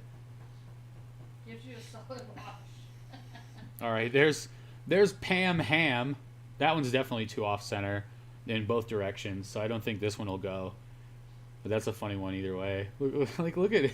I like that one. This stuff is so awesome. I love it. You need a Tiny Tim card? If we get a bunch of them by the end of this, man, I'll probably just send you one in a plain white envelope if you want. I don't care. All right, we got Flushing Floyd.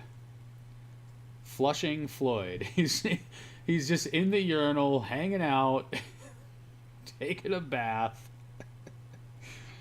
All right, and the centering looks nice on this card. The surface looks good. Just hold it so we don't see the back of the other white card. So I did. The corners are sharp. I'm gonna put this one in a sleeve. We're probably grading Flushing Floyd. Is he using regular soap? He's using the Wah, what was it called? wah. The toilet cake. Or what was it called? Toilet. The toilet cake? Yeah, the urinal cake. Urinal cake. You know, the thing that smells like Mentos or whatever. Like the toilet cake? Toilet cake. Now that's one type of cake I've never been interested in. All right. Gently set this dude here. Get in there, bitch. All right. Yeah, that we can definitely try to grade. And then maybe Tiny Tim. We're going to sleeve Tiny Tim up as well. Corners look sharp. Surface looks good. It doesn't take that many gradable cards in a pack to make it worthwhile, guys. If we get one gradable card in every pack that grades an 8 or better, then we could probably get maybe $15 to $20 average per pack, which ends up being a very good profit, you know, paying $2 to $3 a piece for them. So I think the math works out for grading Garbage Pail Kids at an 8 or better rate. I think it's a pretty good investment. And who knows, you know, I might just sell off the 9s and the 8s and save the 10s for a couple of years. Who knows? The last guy in that pack was Loose Spring, and he actually has a print line down the middle, and his centering is a bit too off, so we're not going to be able to. And he's got the wax stain. These artists definitely got high. Oh God, yes. I mean, look at that. All right, we're gonna call this one Loose Spring. It's not even a name. Spring, that's their name? Isn't Spring, if that's the name, it's like a girl's name, right? Spring, like some blonde, That's wavy-haired chick drinking lemonade. Asking about Super Chunk on eBay. They're asking about Super Chunk. Yeah, isn't that your friend's band or something? No, but it's a popular, like, you know, little old school punk band or whatever. Well, not really punk. Any Lisa cards yet? No. You know, once we hit a Lisa card, Jenna is going to flip out. She's going to be, oh, Lisa! You know, so, oh! You, trust me. You saw what you did when we hit a Vanessa card. She's a loose spring. Be quiet. What do you mean, be quiet? No, you be quiet. Why you say it like that? I'm trying to get Super Chunk. Oh, okay. What do you think about the GPK Topps Chrome series? I think they're cool. I'm a fan of Chrome cards. Haven't gotten any of them. Sealed. So what is he talking about? What is he saying? What do you mean? What is he saying? He just asked if the seal was, if it was split across the top. It's because of the picture. So it's sealed though. Yeah. Hi, you so then guys. just tell them it's sealed. Look, ain't nothing wrong with this Super Chunk record. Look at this Super Chunk right here. Yo. Alright, I'm gonna message him back. Damn. Alright, guys, let's get into this pack and see if we can't bust something sweet. Who's the LeBron James of 6th Series Garbage Pail Kids? I wouldn't know. Oh, we ripped the pack. Damn it. I was trying to keep all the packs in nice shape. It's weird how these are backwards and then the gum is stuck to the first card. Ugh. All right. Damn. Come on, pack. Pack. Okay.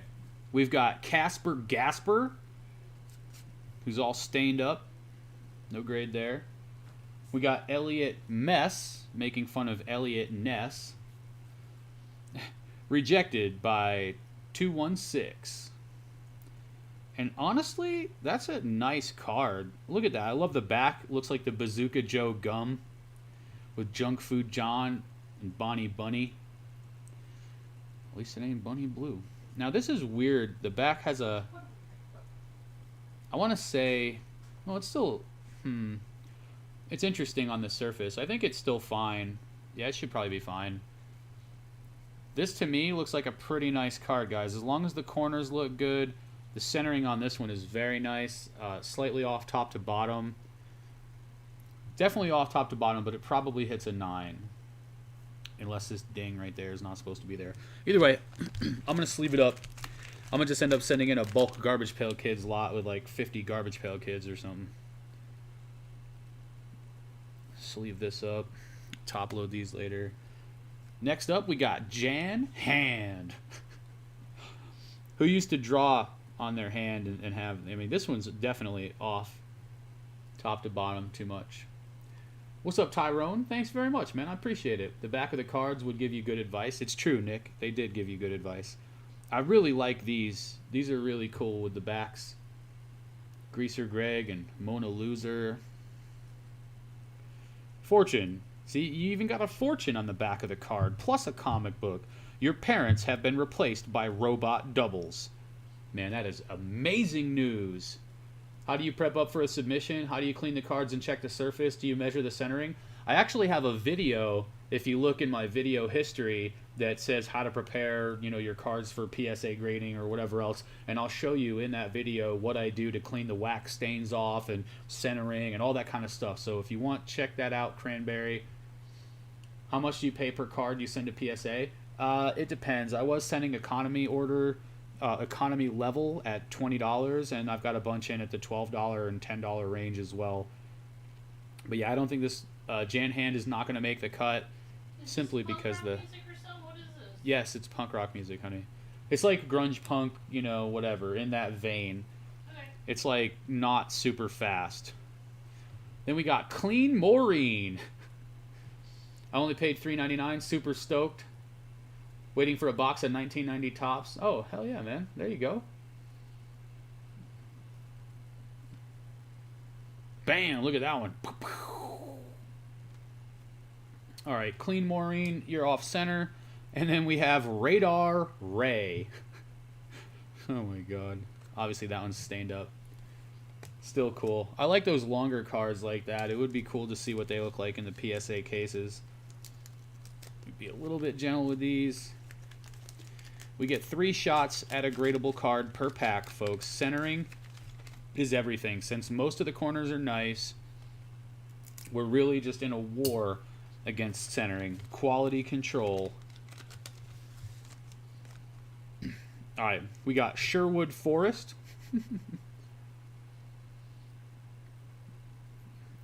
All right, Lisa. If we come up with any Lisa cards, we'll let you know. We'll send you pictures. She said she's got to go make Nate go to sleep. Self-made. Still staying up. Okay. Should I send in my Series 1 UK set? I don't know. It depends on the condition. I know the UK stuff generally isn't worth as much in America, or maybe it's in general. I don't know, Silver Sport. I don't know if that's, you know, how that works from country to country. The Nate Robinson challenge? Maybe. No, I think Nate would kick Nate Robinson's ass. Computers can judge centering to extreme precision. Yeah, exactly. All right, so there's Sherwood Forest. Definitely has a wax stain on the front, so I'll try to clean some of those off or whatever, but still a good-looking card. That's going to bring us to Cheap Jewel. That's super off-center, so we're not going to send this one in, but nonetheless a very funny-looking card. Nice ears, very nice earrings. I feel like that's what most old ladies look like these days. All right. Ashley Trey. God, look at that. Remember when smoking was like a thing? It's so funny. Don't worry, it still is amongst gamblers and casino goers, but look at this Garbage Pail Kid. Look at how dated this is. You got the smoking, and they would never let this fly these days, pretty much. I mean, they could decapitate a body, but, you know, not smoking. And then the phone. Look at the phone. Alright, so the corners look sharp on this. The centering is probably around a 9. There is a bit of a sticker line on the back of the card, which I'm not sure how hard that's going to be to grade versus not, depending on how well defined that is. And it's a little bit... Oh, there's a kind of a ding on the right side. We'll pass on Ashley Trey. Then we've got Old Gloria, which is certainly too off-center. Pretty funny, though.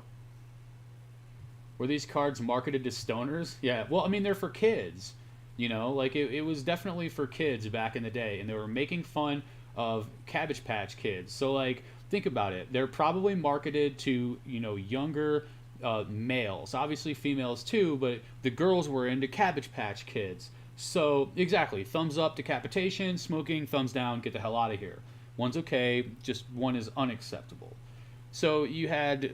You know, the girls were into Cabbage Patch Kids with their Barbies. They wanted the dolls. And then the brothers are like, your dolls are stupid. You know, I'm Garbage Pail Kids. Old Gloria. But they just didn't realize how masterful the art was on these cards. So it ends up that they really hold up over time from a nostalgia perspective. And just from a damn cool points perspective. Look at that. Dynamite. Bam! Look at the brains and the body parts. That's a different form of decapitation. But remember what I said. Decapitation, thumbs up, man. Like the regular soaps say. Remember going down to project managers' offices and they would be sitting in their offices smoking. Yeah, ugh. Smoking has just never been a thing for me. I think I rebelled against it because my mother smoked and her husbands all smoked and my sister was smoking at a young age. And it's just really nasty. You know, I've never been into it. You want to smoke? Go right ahead, you know? Coat your lungs in disgust. But stay away from mine. What? Steve-O just told me he has COVID. Cool. I sent him a happy birthday message this morning. He didn't respond all day, and he just said, not too happy when you have COVID. So now I'm worried about Diane and all that. Oh, they're going to be fine, honey. Joan Clone. Look at that one with all the little... That reminds me of the Freddy Krueger movie where all the little Freddy Kruegers were on his body. Was it like Nightmare on Elm Street 2? Or maybe it was part 3 when all the Dream Warriors were like battling him. Either way, if I can clean... Actually, there's not much of a... No, there's a little bit of a gum stain here. Otherwise, I was going to say, you know, top to bottom centering's not great, but nonetheless. That's going to bring us to Rusty Heap. And he looks a bit too off-center for grading. Nonetheless, a pretty cool-looking card with the diaper pin and everything. Rusty Heap. Whoa. Manual labor. Oh, that one's great. Look at that. I just noticed that they're stickers. Yeah, they were stickers, man. That's what I mean. They got the sticker line. You guys can see that in the glare and the light. You got the sticker line on the front. And then sometimes you get that sticker line on the back, too. So I'm not sure how hard... They're going to grade that. Manual labor. What's up, Russell A? Rusty Heap, dude. Come on now. In 1985, when they came out, I was 9 years old and in 3rd grade. Nice. Yeah, I was 6 years old. Parents didn't care about the... Non-sports Tyrone other than Garbage Pail Kids? You know, I do think that the early Marvel cards, like some of the Marvel cards, maybe some of the higher end, like Fleer PMG, and then the holograms, I think those are pretty cool. But basically any brand that you're interested in, maybe check it out and see if there's cards for that brand. Like Masters of the Universe, I know that there's some He-Man cards that have autographs. I've seen a couple of them. They're not like super expensive. I miss the arcade days myself, man. And then like Teenage Mutant Ninja Turtles, but I think most of those cards are low end. There's a bunch of good vintage ones. I have a bunch of vintage Tron cards because I really love the Tron movie, but those are so difficult to get. in high grade because they have black borders and the pictures are absolutely beautiful, but then you're looking at a more limited market, so your upside is not going to be as high for some of those. I mean, there's everything from Rocky to whatever, New Kids on the Block, and I'm sure that a lot of that stuff is not amazingly expensive. Like, obviously old Star Wars cards are going to be expensive in a high grade, so it really just kind of depends. I mean, there's a lot of wax out there for all kinds of stuff. I think the centering, it's pretty close on this one. It's making me a little bit nervous. Probably off a bit too much for manual labor. Man, it's nice though, it's crisp. But I'm trying to get 9s with a shot at a 10, and I definitely don't think that this will 10 with that. Yeah, I lost a lot of cards and a lot of random things whenever my grandmother, who I mostly lived with, moved out of her house into a condominium, and they had one of those big garbage bins, and they put it in the driveway, and they threw out all my toys, all my puzzles, all my Masters of the Universe, all my GI Joes. They just threw all of that shit out. Yeah, Tron is awesome. The original Tron movie. I know it's cheesy and it's got plot holes, but as a kid, I spent a lot of time alone, so I was always stuck watching TV by myself during the day. I was just into video games and horror movies and just some of the sci-fi. Not a lot of sci-fi, but Tron was just fantastic. Because I loved video games, so Supernatural and X-Files, right? There you go. Hey, no worries, man. Yeah, there you go, exactly. X-Files. Yup, Supernatural. I know they have some Supernatural stuff. I'm not entirely sure. Is 80s wrestling considered non-sport? Well, that's a different one, really. I think that wrestling is a sport, obviously, but is it considered non-sport? Maybe it just gets lumped in, like, sometimes with sports. Either way, wrestling cards are cool. I think Hulk Hogan cards are dope. I think that there are some that are there's definitely a couple of sets that are extremely valuable. It's got like a wavy, I forget if it's Living Legends or some weird shit like that, but there's one set and it's got like a Ric Flair rookie and a Hogan rookie, and they go for thousands. It's like Andre the Giant. Yeah, exactly. Yep. Jake the Snake, Ultimate Warrior. I had a Jake the Snake autograph. He met up with my dad used to be the manager of an airport as far as all the food places go. And he just walk around, oversee the food places, whatever. And he got an autograph for me on a receipt of Jake the Snake Roberts back in the day. Awesome. I have no idea what happened to it. There's Mark Spark, super off center, but nonetheless still pretty cool. And Off Color Clara. This one's kind of interesting with the sort of the pastel Eastery colors. And unfortunately, that one is staying on the back and super off center. So we're not getting too many in this. We've got a couple that are nice, but we're definitely going to have to see a little bit more value out of these next few packs. I just found out. Shocked me. What up, Rascal? How you doing? Yes, we've talked about PSA being sold. Yeah. Yep. Oh, this one's cool, guys. I remember this one. I love this one. This is hilarious. And not just because it has ice cream on it, but look at how cool. Look at that art. Look at it. Uplifting Clifton. What the hell kind of... It's so surreal. This is great. 1980... Yeah, yep, exactly. Yeah, there you go, graded cards. I mean, they're good looking, too. Man, if I can clean the stain off of this, the centering's pretty nice on this one. Fortune, maybe you'd better not go to school. Well, I didn't have a problem with that. I definitely skipped school way too much.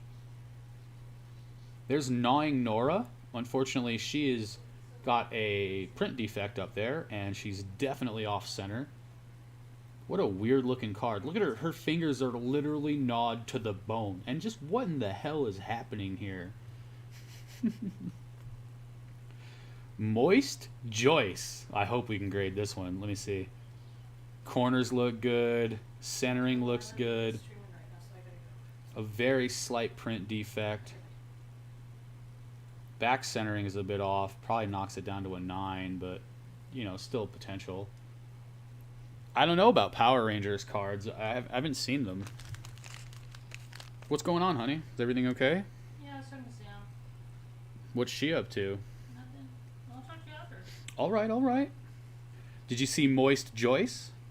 No, that's gross. Take a look. No, I don't want No, I want you to see it. What is it? Where is it? Look at it. It's on the screen. I can't see. Look. Look. What is that? She peed on herself? In a diaper? That's so gross. Ooh. Women hate the word. Guys? Yes, you're right about that, Tyrone. Women hate the word moist. It's just so so true. Gross. Ew. Moist. How about Joan Clone again?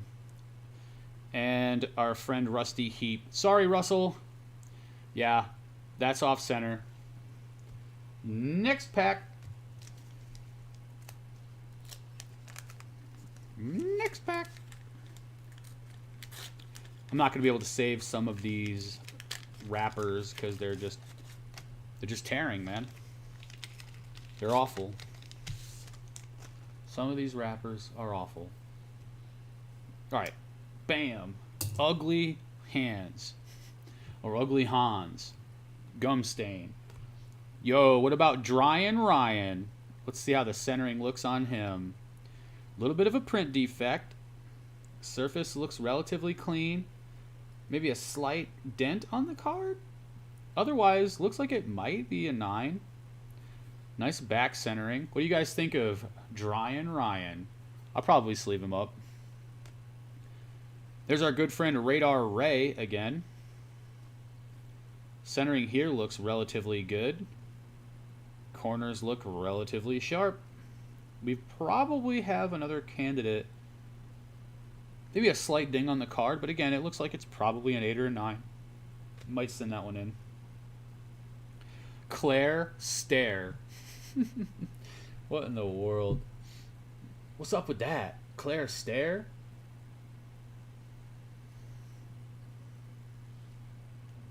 Man, Claire Stare. Nah, centering. Well, you know, it's not that bad. If the rest of the card looks clean,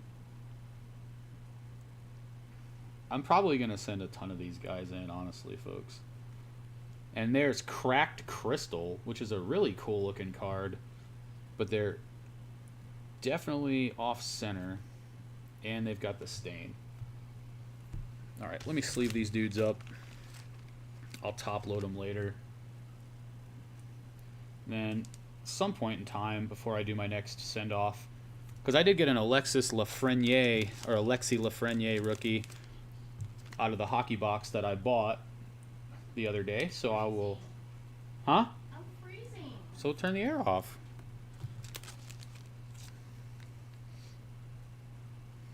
All right. So I might be sending that in too because it looked pretty crisp. So far to this stuff, 2, 3, 4. We got 5 more potentials. I heard pantyhose will take wax stains off. Yes, Rascal 30, and I have a video somewhere in my little library of videos that will show you exactly how I get the wax stains off, and I've done it on high dollar, high grade cards like Michael Jordan sticker rookies and stuff. So it's That dude bought Super Chunk. sweet. I sent him more pictures of it. You did? Yeah. Thanks, babe. That's cool. It's Cyber Monday. I didn't buy anything on Amazon. The hell with Amazon, man. It's Cyber Monday. We only have 1 hour left. What, are we living in an Amazon world? What do you need? What do you need on Cyber Monday that you couldn't get on normal Tuesday? Well, I'm Or going to get regular Friday? A mixer, like one of those little hand mixers. There's just some other stuff, like just a couple things. I think if we were going to get anything that would be like that, then we would get the air dryer. Or not hair dryer, the Air fryer. air fryer. Yeah, we're thinking about getting an air fryer. What do you guys? Any of you guys We got probably any air should fryers? get a treadmill. We definitely should get a treadmill. We've gained so much weight in COVID, you guys. Both of us. And I'm gonna gain some more tonight like, too. I'm not kidding. I've gained like 20 pounds. I probably gained about that as well. It's COVID crazy. has just been. It's just crazy. Like all this. See all this? This wasn't there. Oh, come on, you're beautiful. Guys, she's gorgeous. But this wasn't there, so it's like, ew. Well, you know, you have natural aging as well. Oh, don't. You mother. Anyway. You never seen my Nike shirt? Just age. See? You both look great. Thanks, guys. Anyways, I'm freaking cold, man. What do you think of the centering top to bottom on this one, honey? Is that too... It's just a little bit off, but the right to left is worse than the top to bottom. It is? The right to left looks good to me. The top to bottom looks off. I'm looking at it on here. Show me it Oh, on well, here. I'll show it to you flat. Here, I'll just hand it to you. I don't think it's good enough for a 9. It's probably an 8. This is off. Ooh, Trashy Trudy. Oh, the next one's really cool, guys. I think this one's probably good enough to send in. The top to bottom is probably a 9. Basically, I just want 9s with a shot at a 10, and I'm sending them in. Look at Montezuma. Now, that's a cool card. Food, it's for eating. And believe me, it we accomplishes do a lot of it. that goal. Sometimes, guys, I'll tell you what, I'm just being honest here. Sometimes I am so fat that I will direct us on a fast food tour. We will start off at one fast food place. This isn't who you are, though. I know that. Let me tell you, this guy, before he was with me, he had lost so much weight. I lost a lot of weight. He lost hundreds of pounds. Like I used to weigh 600 pounds in my darkest of days and hours. So this guy, he knows how to like lose weight and be healthy and everything. And then he got with me, and I just ballooned him back up. But because I love food, and I've never ever had a diet because she was like hottie to toddy. She was running around. Yeah, what's up? But it's not like that anymore. You know, once you're over 40, man, it's no joke, you guys. I'm serious. Yeah, Chris did keto. He lost all that weight on keto. He lost like over 200 pounds on keto. I would do the butter coffee and just keep the carbs super low and just follow the keto strategy. And it does work. And your brain, because I was playing poker professionally at the time, your brain feels great on keto. You really are focused. It's just like, you're really locked in. But Pam Ham's off center. Yeah, Pam Ham is super off center. Plus, the first card always has the wax stain on this one. John and Flush Guy are the same? The other guy right. Because each Garbage Pail Kid has 2 names. So we got Flushing Floyd and so this John goes John. With Montezuma? Yeah. That's our stack of whatevers. All right, guys. Bye. That's enough. Okay. She doesn't like to get too nerded out. She'll come and chill, and she'll be like semi-nerd, and then she like wakes up and goes, "Oh God, I'm being too nerdy. I'm out." No, that's not true. Can't be nerdy like this. Uplift in Clifton. I think there's a print line on Troy Toy. Is that a print line? I can see a faint print line. Yeah, there's a print line on that one. So otherwise, it looks nice. I'm definitely gonna try to grade. Oh man, why's he gotta be so off-centered? Uplifting Clifton. Come on, man. I want to grade you, dude. Hello? Look how dope he looks. You need to get into keto. I did stop drinking energy drinks. I drink more soda. Yeah, dude. With soda, like here, when I was on keto, here was my strategy. I would drink water. I would drink black coffee. I would drink coffee that had my keto stuff in it, like butter and MCT oil.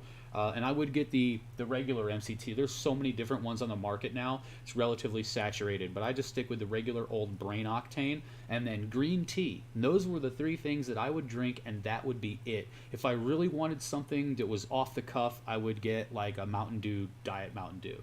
But you just can't drink soda. When I was really fat, when I weighed like 600 pounds, I was pounding like 4 subs a day. I'd be eating like a meatball sub. I'd follow it up with a chicken finger sub. I'd have French fries with cheese all over them. All of that nasty shit. I would just be eating so much nonsense. And I drank Mountain Dew after Mountain Dew, and they got me with all the colors. I'd have the green, the red, the purple. This one's Cherry Rush, and this one's Fat Ass Green. You know what? I just drink it all. But it will ruin you. It's absolutely horrible. But yeah. Man, I'm not trimming. What's my favorite hand? Whatever hand is winning at the time. I don't discriminate. I like aces. Queen 9 suited's okay, but I prefer Broadway suited. I prefer a nice Queen 10 suited. There's Gnawing Nora, and then another one of those toilet ones, which she would think was disgusting. Overflow.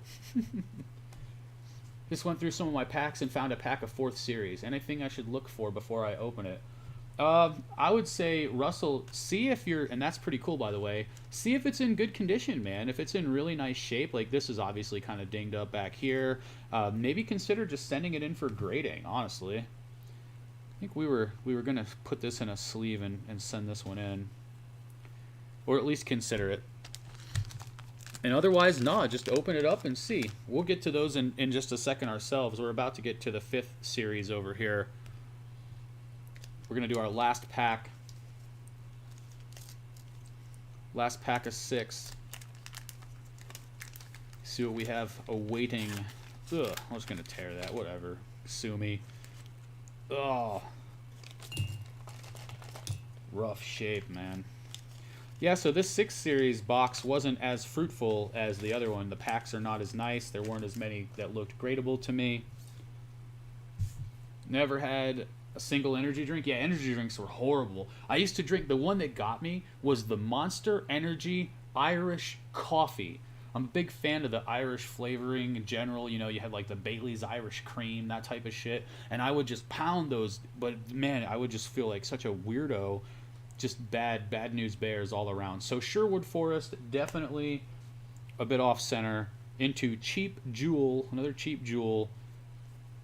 And she is definitely off center. Bringing us to Ashley Trey. And I think the centering is a little bit too bad on both sides for Ashley Trey as well. So we're probably not going to grade them. And then we have Old Gloria and our good friend Dyna Mike. Dyna Mike actually looks decent, but he's stained on the back. So if I can clean the stain off of Mike without damaging the front, I'll have to hunt through these after. But yeah, you can clean the stain off usually by just taking, like I said, just take a bandana and then breathe on it on the card. What I like to do is put either a paper towel or something that's flat, the surface down, and then put a penny sleeve. Just real quick, guys, put a penny sleeve here so that you can put pressure on it without like forcing your fingerprint into the card, and then blow on it so that you can get a little bit of heat on it, and then just clean it off with your finger with the bandana. And that's basically how I clean the wax stains off. Yeah, this one doesn't look centered enough. Old Gloria. All right, that's not bad, guys. That's not bad. We picked up a few gradables in that little batch, like 7 or 8 of them. So far we've got 1, 2, 3, 4, 5, 6, 7, 8, 9, 10, 11, 12, 13, 19 gradables so far. And you know, I'll probably cut it down a little bit, and you know, who knows what we end up with. But okay. Next we are looking at the 5th series, and man, I remember going hard on Garbage Pail Kids for this one. I would buy these just non-stop. Don't know how many of these are going to be gradable, but we'll see. These are all black packages too, so that might make it a little bit more difficult when it comes to the breaking or the off coloring of the edges and whatnot. But we'll see. I think the seals will be clean, and we should be okay for the most part.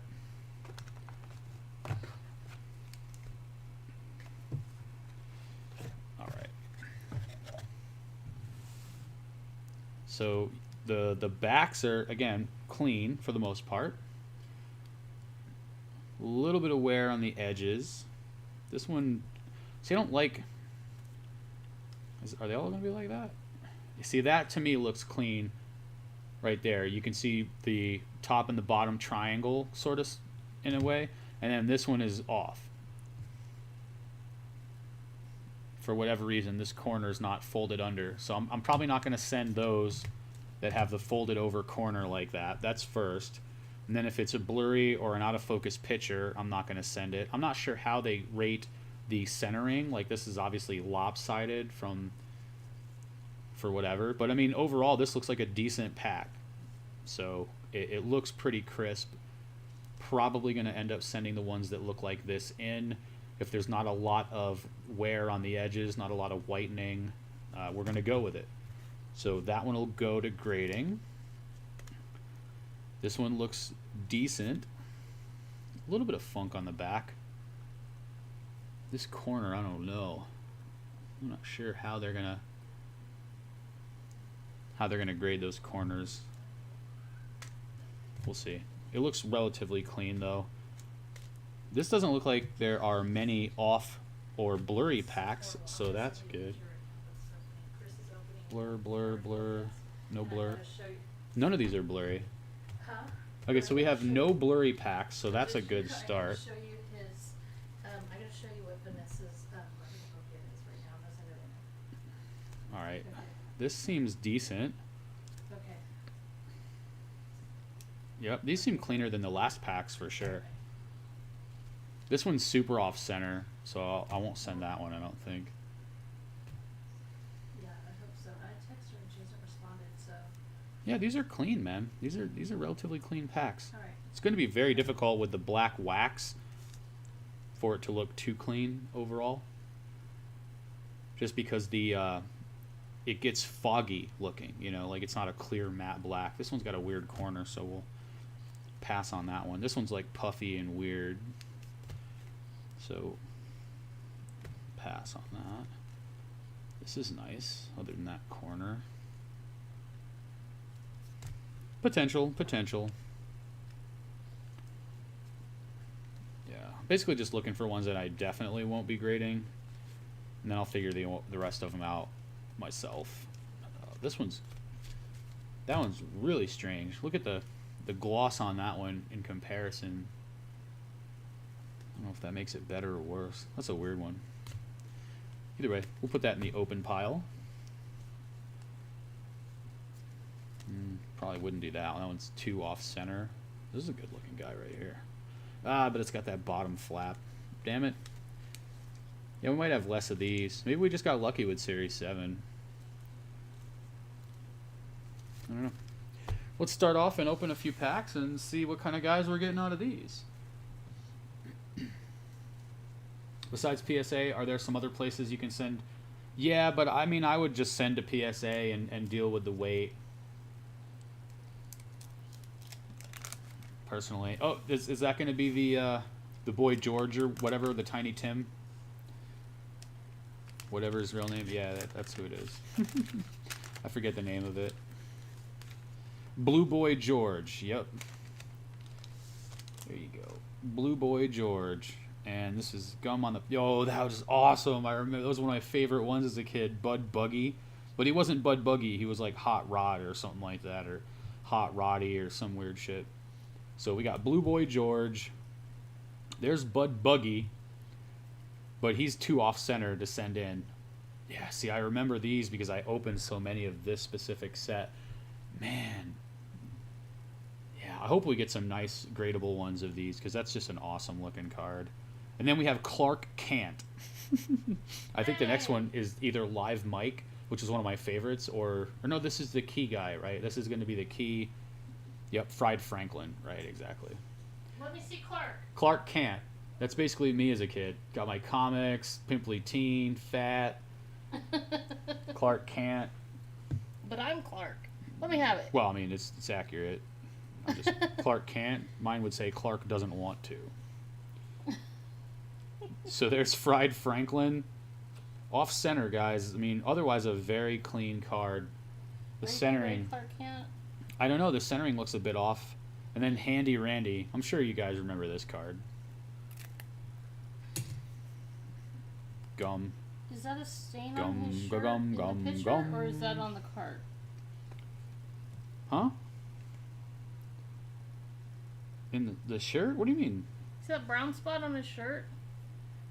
Yeah, that's the shirt, not the card. Okay. Yeah, that's not the card. But I do think that this one is probably not gradable because the sticker's kind of coming through on the back. You can see. Which I don't know how they grade that exactly. And the centering is a bit off. But I think these are really cool looking ones from this set so far. You want to open a pack? No. Alright. You having fun with your friends and everything? Yeah, just talking shit. What kind of shit? Anything cool? Just about, people saying they have COVID and they haven't even been tested. It's like not a joke. Especially when your family is like over there all the time. I just don't like it. That's all. You guys, sorry for having to hear my drama. So much drama on the telephone. It's like they're not even close to my home. So, what are you going to do? They're in California, we're in Nevada. Here's Bill Ding. It's a good one. You came in like a wrecking ball. Pow! Right to the face. Then we have Tagged Tad, and he's a tad bit off center, so we're probably not going to send that one in. Then we have Dottie Dribble, super off center. Come on, Dottie. Oh, this is great. This is great. Lazy Louie. Come on, corners. Oh, the centering on the top of that one is so off. I don't know. I don't think we can justify sending this one in, guys. It's probably an 8. I mean, honestly, I'll check these out, and if it looks like I can get 20, 30 bucks for... Well, if I get like $30, it's going to be pretty much my break point. If I can get 30 bucks for an 8 off of a $12 sub, then I'll probably do that. You miss living in Vegas? Yeah, Vegas is cool, but it's really bad these days, honestly, man. Yeah, CSG is going to have the subgrades, but you're going to have to pay for them. You're going to have to pay extra. Louis, I don't know. I'm on the fence with Louis. I think the centering is a bit off. And last we have Terry Cloth, and her face is on her towel. It's funny. All right. Come on, bring me something funky, something fresh. What are we working with? What are we working with? Who are we working with? We've got Ginger Snapped. Yum, I'm hungry. Yep, we're going to get food, don't worry. We got Iron Jaw Aaron. Super off-center, but a very cool-looking Garbage Pail Kid. I just, you know, when you're looking at nostalgia, it has points, you know. It scores nostalgia points. And then when you're looking for artistic stuff to display that you have an emotional connection to, which is one of the reasons why I think these cards graded will just keep going up in value, and they have a lot of potential. Like, I'm pretty sure that they haven't reached their cap. They're very artistic. I know that it's awesome to see a basketball player or a baseball player in an action shot or a rookie card that's iconic, but a lot of these have iconic art, and a lot of these we have an emotional connection to. I think they're really undervalued in my opinion. You know, in most cases, the first and the second set are worth a ton, and then the other sets, they go down really quickly after that. But I think I'm going to get a bunch of these graded, guys. I think they have a lot of potential. There's Brenda Blender. The centering is really close on this one. I'm probably going to send it in, but that could just be biased because we haven't had one gradable in a bit. And there's Hugh Turn, and it's actually upside down. The whole card is upside down, weirdly. It's... What? Hugh Turn, like U-turn. You turn the card upside down. And he's got some funk around where his sticker is. You guys can see on the left there, so I would not send this in. And then we got Nasty Nancy, which I always thought this one was really funny because they have a tongue, and then there's a tongue coming out of the tongue, but then the second tongue isn't too sure about what's happening, almost like, you know, bad things are happening. And then there's a tongue coming out of that tongue, like those Russian salt and pepper shakers, right? Nostalgia is the key. The kids that collected these are now in their prime earning years, and they have money. Exactly. And for that, like, kid... I mean, there was a lady that bought a bunch of board games from us from the 60s and a bunch of records, and, you know, she was making a childhood memory room. Type of that... I mean, that type of shit is definitely going to be popular if it isn't already, you know, people have some version of it, if not calling it that specifically. I'm just worried about buying the packs from eBay, OfferUp, and Mercari. It just kind of depends on which ones, you know? You just never know. I mean, just be careful, get pictures, and just expect that some of the stuff you get is going to be better than some of the other stuff you get, as long as they're unsearched. I mean, you know what a wax pack looks like when you see the roller, right? You see the roller line, and you can tell oftentimes by the corner folds. If a pack is puffier, then it's more likely to have been searched. But let's be honest, if it's not like, you know, Series 1 Garbage Pail Kids, then you're not going to get a lot of searching of later series. No one's searching through Garbage Pail Kids. So the only real problem you would have is buying packs that are in bad condition, and you don't have much of a shot at getting good gradable cards out of it. That might happen on occasion, but a lot of those later series are relatively cheap. I mean, a pack of Series 1 goes for like $400 graded. And I think there's a lot of room there. What's wrong with Vegas these days? Did COVID ruin it? I like the Summerlin area by the new ballpark. Yeah, man, Vegas is crazy. First of all, the prices of the rooms have gone down to like $10 a night because all of the casinos are closing. They're shutting down to just a couple of days a week. The restaurants are closing. So you're getting a bunch of riffraff in town, you know, riffraff of all kinds, just in here causing trouble. Crime has gone up. You're getting more stabbings and shootings. So crime is up. The quality of person coming to town is down because it's only $10. I mean, it's just, there's all kinds of nonsense going on in Vegas. You know, hey, the which police. quality of person? That's all I can afford. I'm a hell of a person. Come on now. You know what I mean. You know what I mean. I'm There's just some saying definite riffraff, but I'll tell you what it's that from. there's more It's 'cause criminals, they let them drug damn addicts. Raiders in town. Yeah, that's what I was talking about. I Shitty-ass said Raiders. I No, said I'm just criminals and drug addicts. Raiders is who I, no, I'm just kidding. He's a Raider fan, you guys. I've only been a Raider fan because of Ice Cube in the 90s. Come on, man. So there's Fred Thread. Haunted Hollis. Man, I hope this is gradable. Ah, the corners are nice. The centering is a bit off, though. But I think it might be good enough to grade. Oh, the back is not good. Look at that. Let me see if I can get you guys in on the angle. Ah, that sticker coming through the back like that. Yeah, I think that might be a bit too rough. Maybe I'll send one in like this to see how they grade it. But that's a really cool... I've always been into horror movies, guys. I used to collect horror movies. I like just horror stuff in general. I was Jason Voorhees like 13 years in a row or some shit for Halloween. Are the 2K collection videos the same collection as the storage unit you bought? No, Rascal 30. It's a different collection that I bought about a week after that. The storage unit stuff was decent. There was some good stuff in there. There was almost a case of, 1990 Donruss baseball. There was the 14 Peyton Manning rookies. There was a bunch of other decent stuff. But we definitely made money. And depending on the grades that come back, we'll see how much money we've actually made. If we even get 110, then we've probably made double and a half or maybe more at the end of it. We'll see. I mean, I would say we probably tripled up with that, reasonable estimation.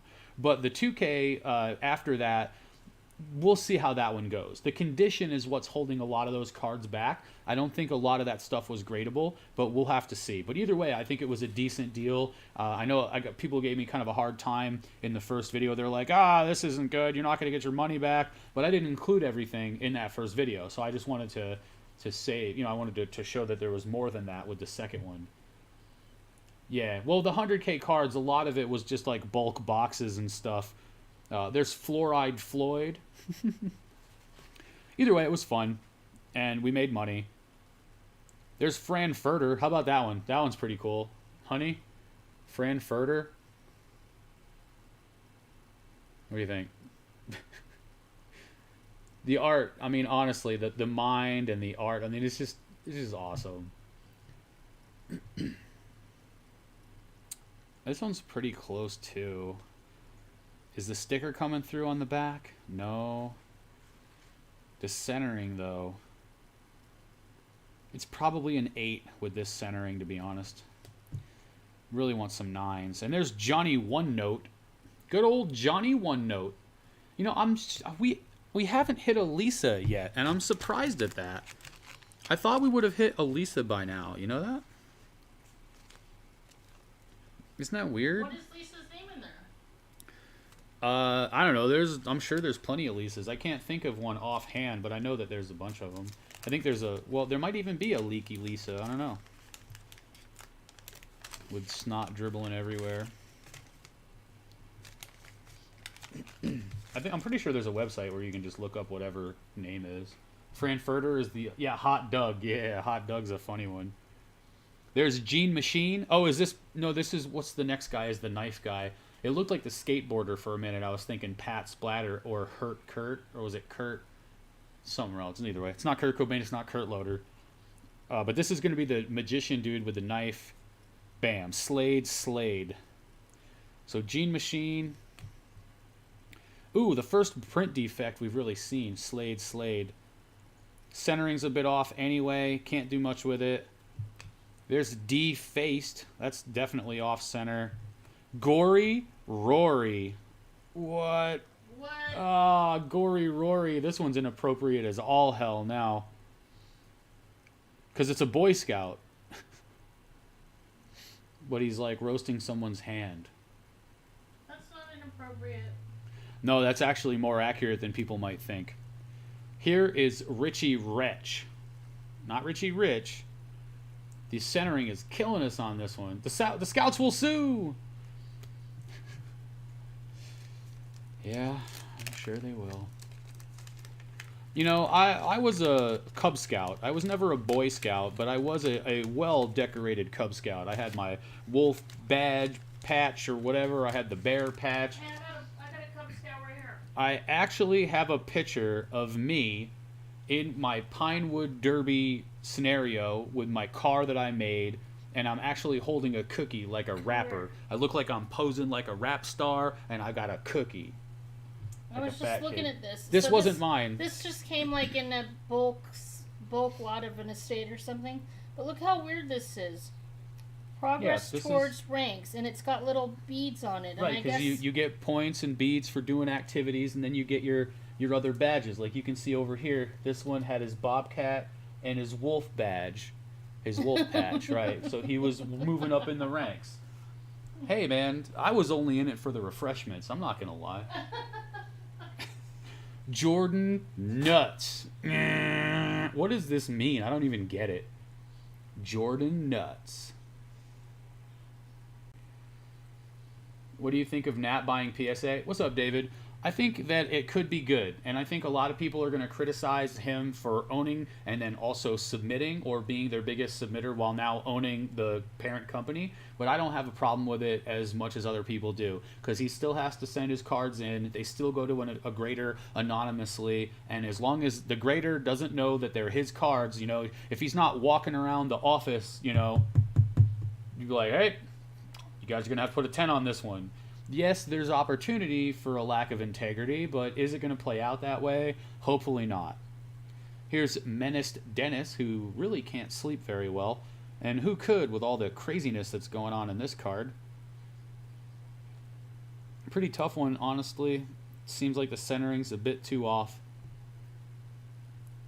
And then there's Nat Nerd. This is the opposite of Clark Kent. Nat Nerd. Speaking of Nat, we literally just were talking about Nat Nerd.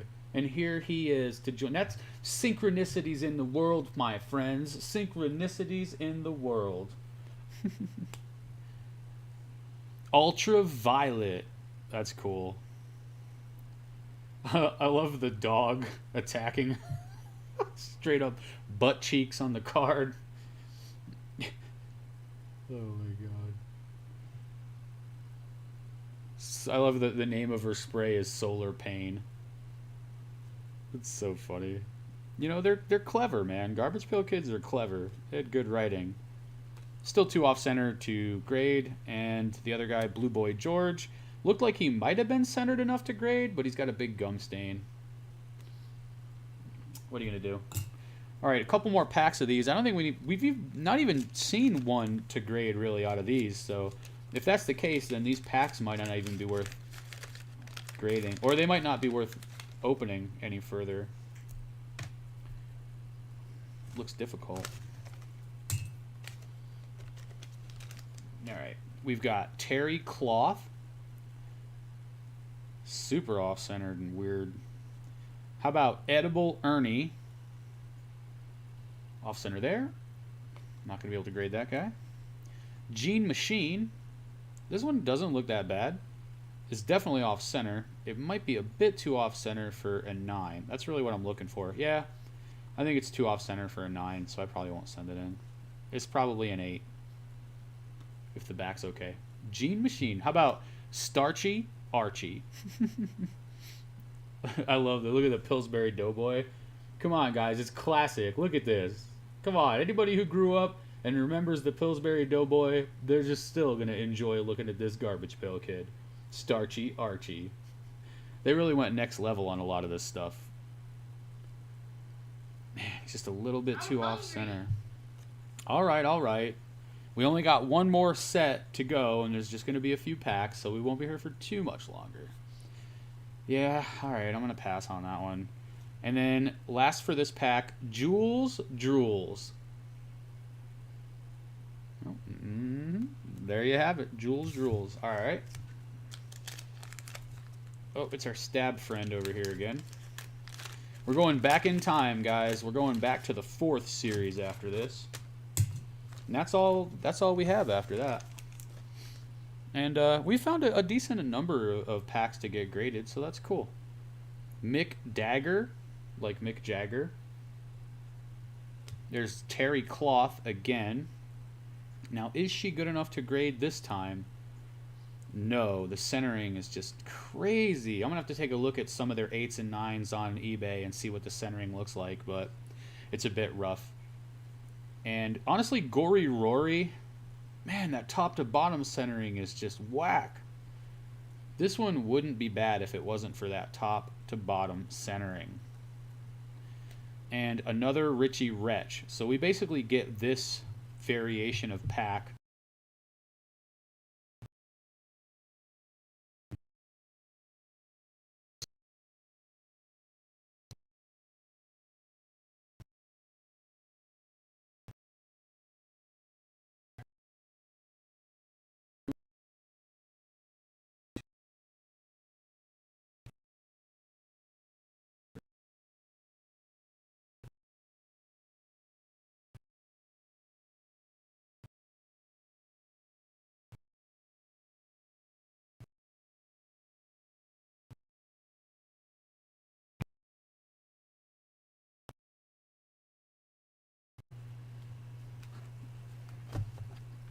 What's up, guys? I think we might be back. We're not having much luck here with these 5th series packs with the centering and everything. So I'm just going to put these away and save the rest for either grading or just holding. And we are going to move on to 4th series. We're going to check those out. And then after that, we're going to take a drive out into the night and see what we got. All right, here are the 4th series packs. And these look... resolution video. Huh? Huh? Is it good now? It should be okay now. It's fine on my end, but he said it's low res. We should be okay right now, I would say. So yeah, these I think are in good shape. These look good to me, so I think a lot of these might end up being gradable. This box looks clean, which is nice because these are the earliest packs that we have. They don't have a lot of the mumbo jumbo on the sides, and they don't look blurry. So hopefully we get lucky with these, because we're probably grading a bunch of them.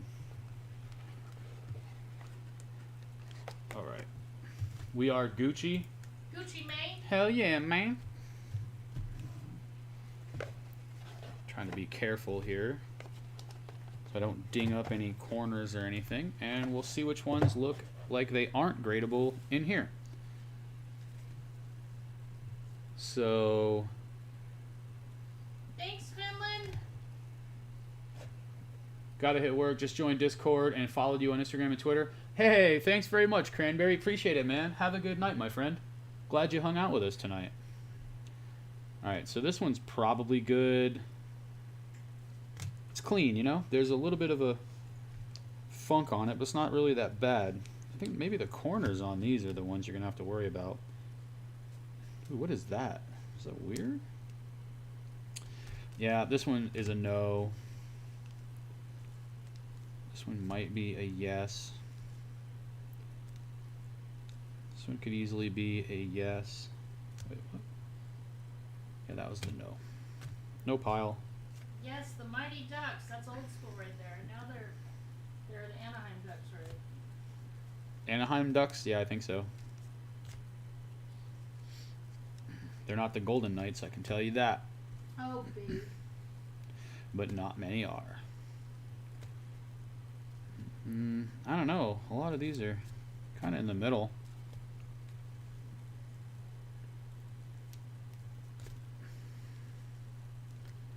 No, Tamu is retired several years ago, and This is he a no. he's Hall of Fame though. He's amazing. No. This one's really nice. Yeah, some of these have this weird edge on the back, so that's probably going to be a no.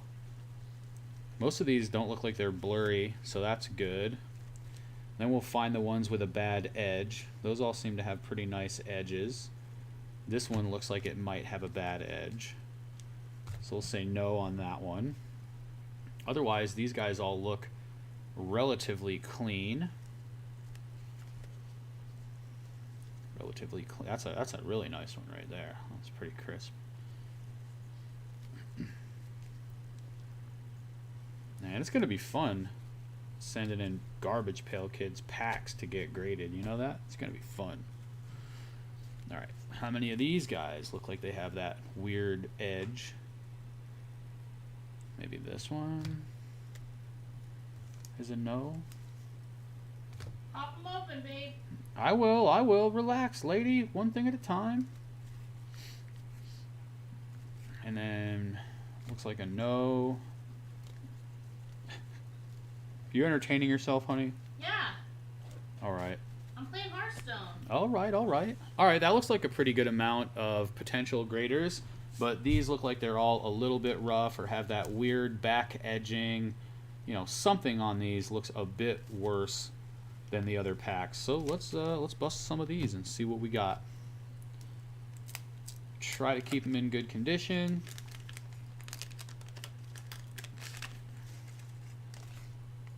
Sean. Off center. Rutherford B. Hay. With the crows picking out his eyes. You like Mario Lemieux better? Yeah, I always liked Gretzky and Lemieux like everybody else. I liked Martin Brodeur because I was a Boston Bruins fan. And I was Brodeur because I was a Devils fan. But I also liked the Bruins. So I was a Burke fan. And there's Dinah. Definitely off center there. But look at the terror. Dun dun dun. And here's Walt Whitless. Man, if the centering goes well on these, I mean, these are sharp cards, you know. I'll have to do some checking it out in the future. There's Crushed Shelly. But you know she's gonna have the gum. Actually, there's no stain on this one. Is there no wax stain on this? No gum wax? That's weird.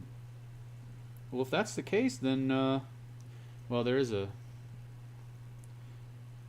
bit of the sticker imprint, and the front is super off-center, but hey. What up, LaMelo? Garbage, what? Where are the Magical Johnsons? Well, there's one behind me. If you can see that Magical Johnson autographed jersey back there behind me. As long as you're not a Jets fan. I wouldn't think I was ever specifically a Jets fan, although green was my favorite color for a very long time. So I'm sure I went through a phase where I liked the New York Jets, even though I wasn't a big football guy.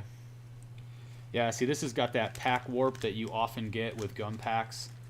So I don't think this specific pack is going to do well for us. God, I do love wax packs when they're real wax, guys. It's too much fun. So yeah, you see look at how off this one is. Watch, you guys will see it. Look at that angle. Look at that. Oh, it's curvy, man. This one's got voluptuous curves.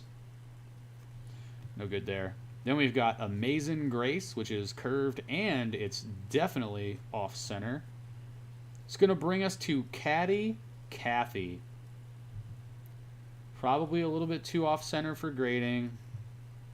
Still got that weird curve, which led to a really crazy print mark.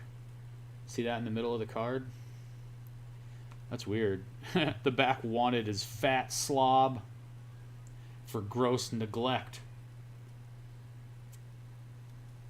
It's janky. Yeah, these are pretty janky. Sean again, and Stuffed Steven. Not a good look for us in that pack, guys. Those were definitely warped cards, off-centered. We're going to have to make up for it in this next pack. Is that Brainy Janie? No, that's not her. This is Formaldehyde. I knew it was one of the two.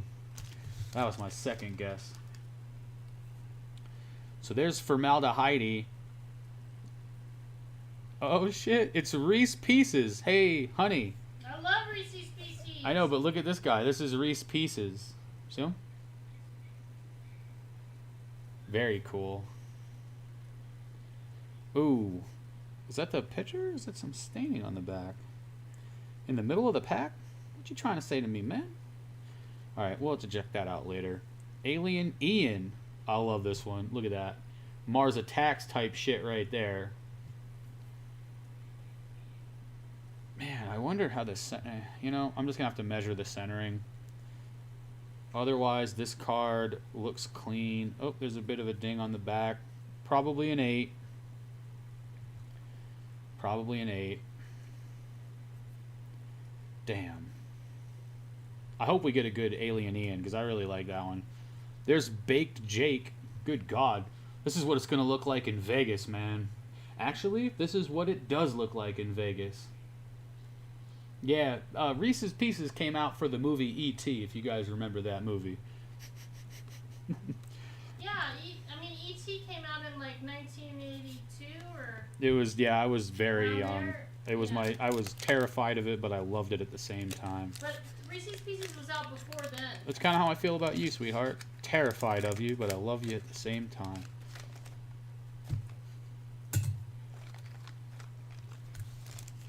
Reese's Pieces? Was it? Yeah, you just ask the old timer over here. I know Ah. the answers. What about Furry Murray? Do you like that one, honey? See him? What? Furry Murray. You ready for the next one? No, I don't like Furry Murray. The next one is awesome. The next one is very Rocky Horror Picture Show. You were more into Arnold and Stallone than E.T.? There you go. There you go. You guys ready? Rock-E Horror. What do you think? That one might be a grader right there, honestly. That's funny. Rock-E Horror. I love Rocky Horror. I want to hold it up for a second. I Okay. want to take a screenshot of it. Okay. Rock-E Horror. Okay, go ahead. Thank you. You're welcome. Oh, it's got a ding corner. Can't do much with it. Right next to Melton Elton. You looking for that Elton John strategy? How about Frosty the Snowman instead? Double Iris. These are really off-centered. That's a really weird one. Very strange stuff. Whisperin' Woody. You guys ever listen to Woody? What does he have to say? Whispers? He does whisper. Something soft and sweet right to you. Alright guys, next pack. We got a few more. Try to find a couple of gradable cards at least. We're getting killed on centering. We've seen plenty of 8s. And like I said, if I think I can get 35 bucks for an 8 and the 9 goes up to like 70 or 80, you know, and the 10 goes up to like 150 or 200 or some cases 300, then we'll probably send a couple of 8s in. Losing faith? I'm losing faith in some of these packs. What's up, man? There's Hip Kip.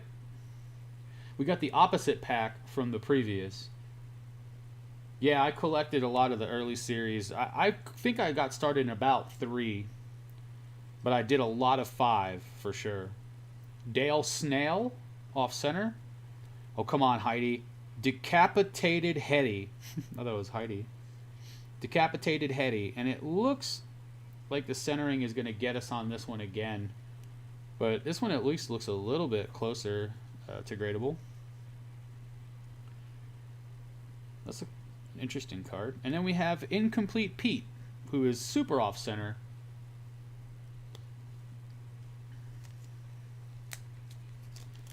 Man, this is just the gamble you take, guys, when you buy vintage wax. You're looking for good cards. You never know what the centering is going to be like in a Topps product, whether it's baseball, Garbage Pail Kids, or any of the other weird stuff. I just think that these guys in particular have a broader ability, more upside, essentially, to get valuable because more people were into these than like a random Tron or something like that. There's Alien Ian. Again, the centering jams us in the face. I like that one, though. Baked Jake. This one might actually make the cut. That one's pretty decent. It's definitely off, but is it off 8 or is it off 9? Oh, well, yeah, it's close. Anything wrong with the back of it? Yeah, there's like a little ding up there. It's probably an 8. Traveling Travis. And then Jack-O-Lantern. That's a very cool card.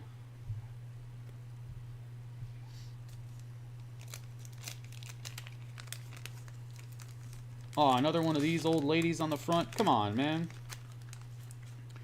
That's the one thing about these packs is that you get a lot of overlap with the Garbage Pail Kids that you get.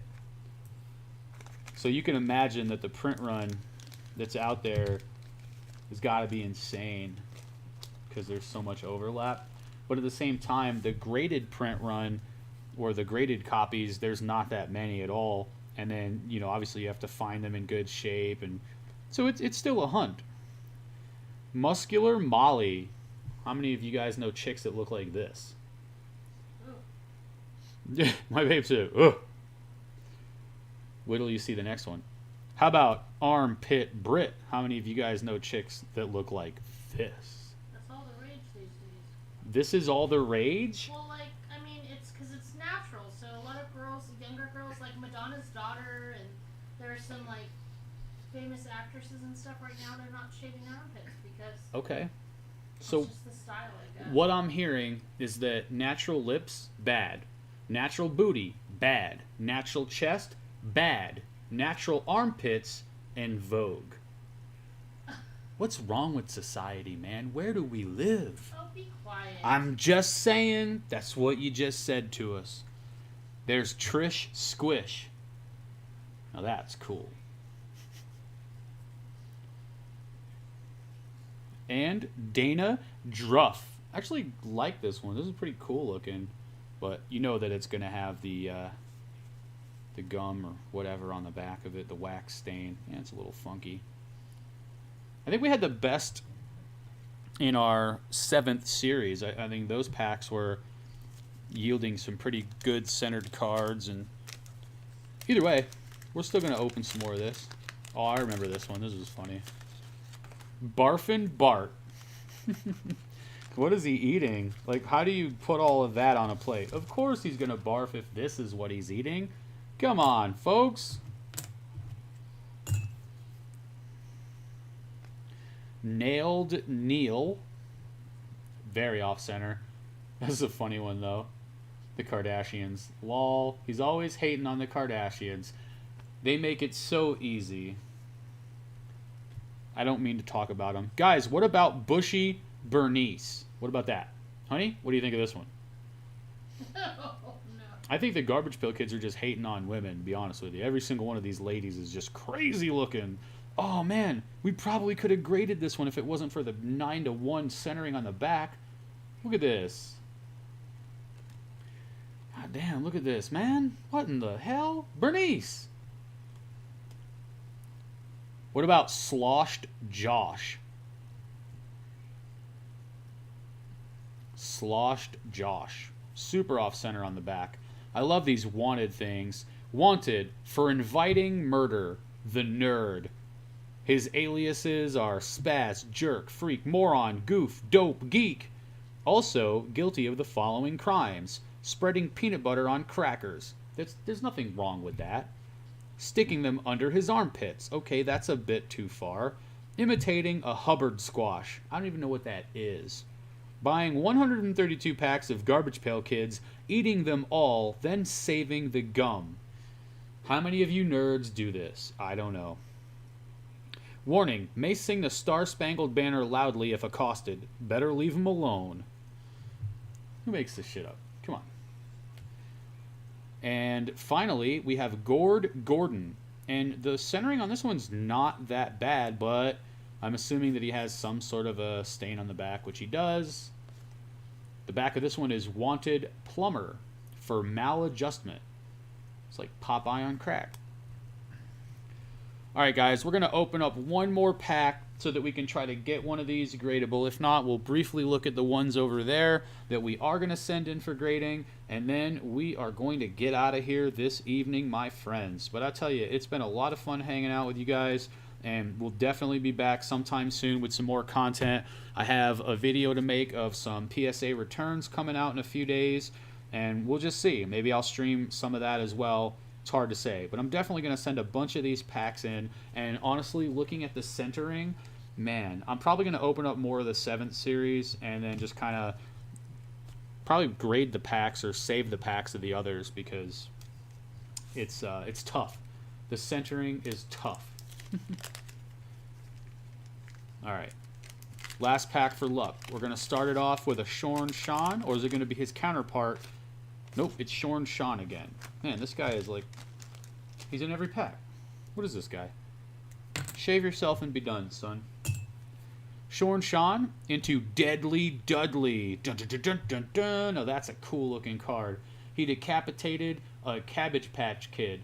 You can tell the other one is a Cabbage Patch by that stupid booty that it's wearing. So we can't do anything with that. And then there's Woody Allen, also off center, getting pecked at, getting saw like in the horror movie. Just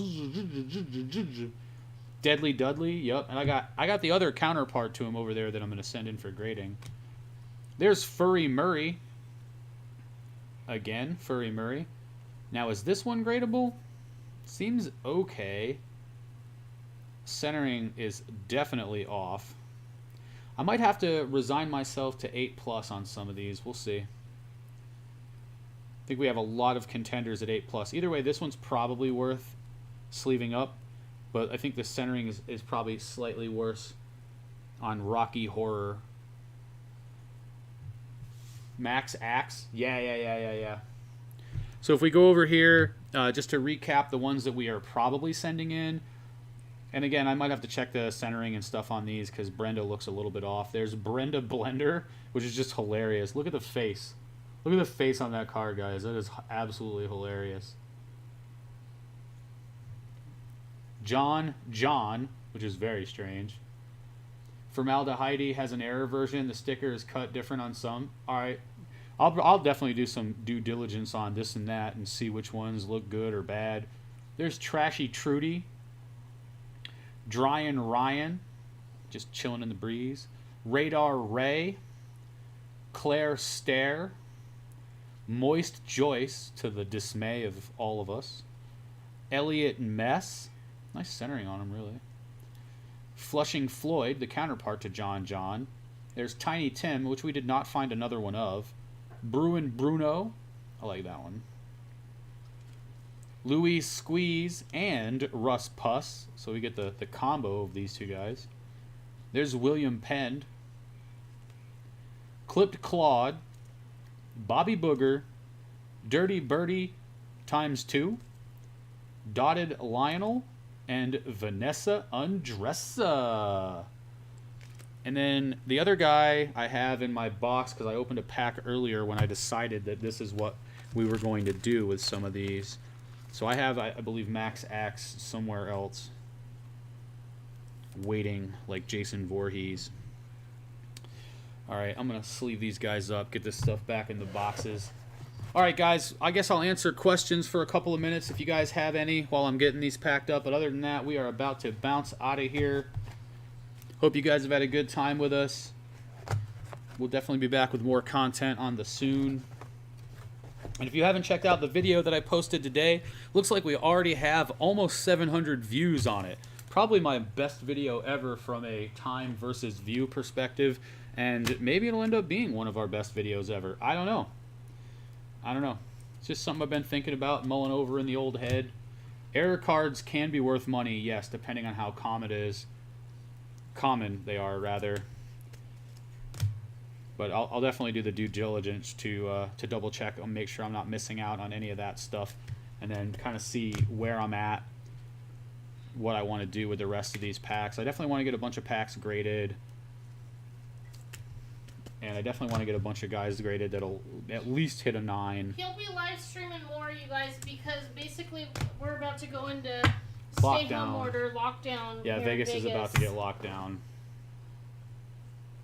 So you guys are gonna be it. You guys are our closest friends now, because we can't go hang out with anybody or anything. Oh, you guys are so lucky.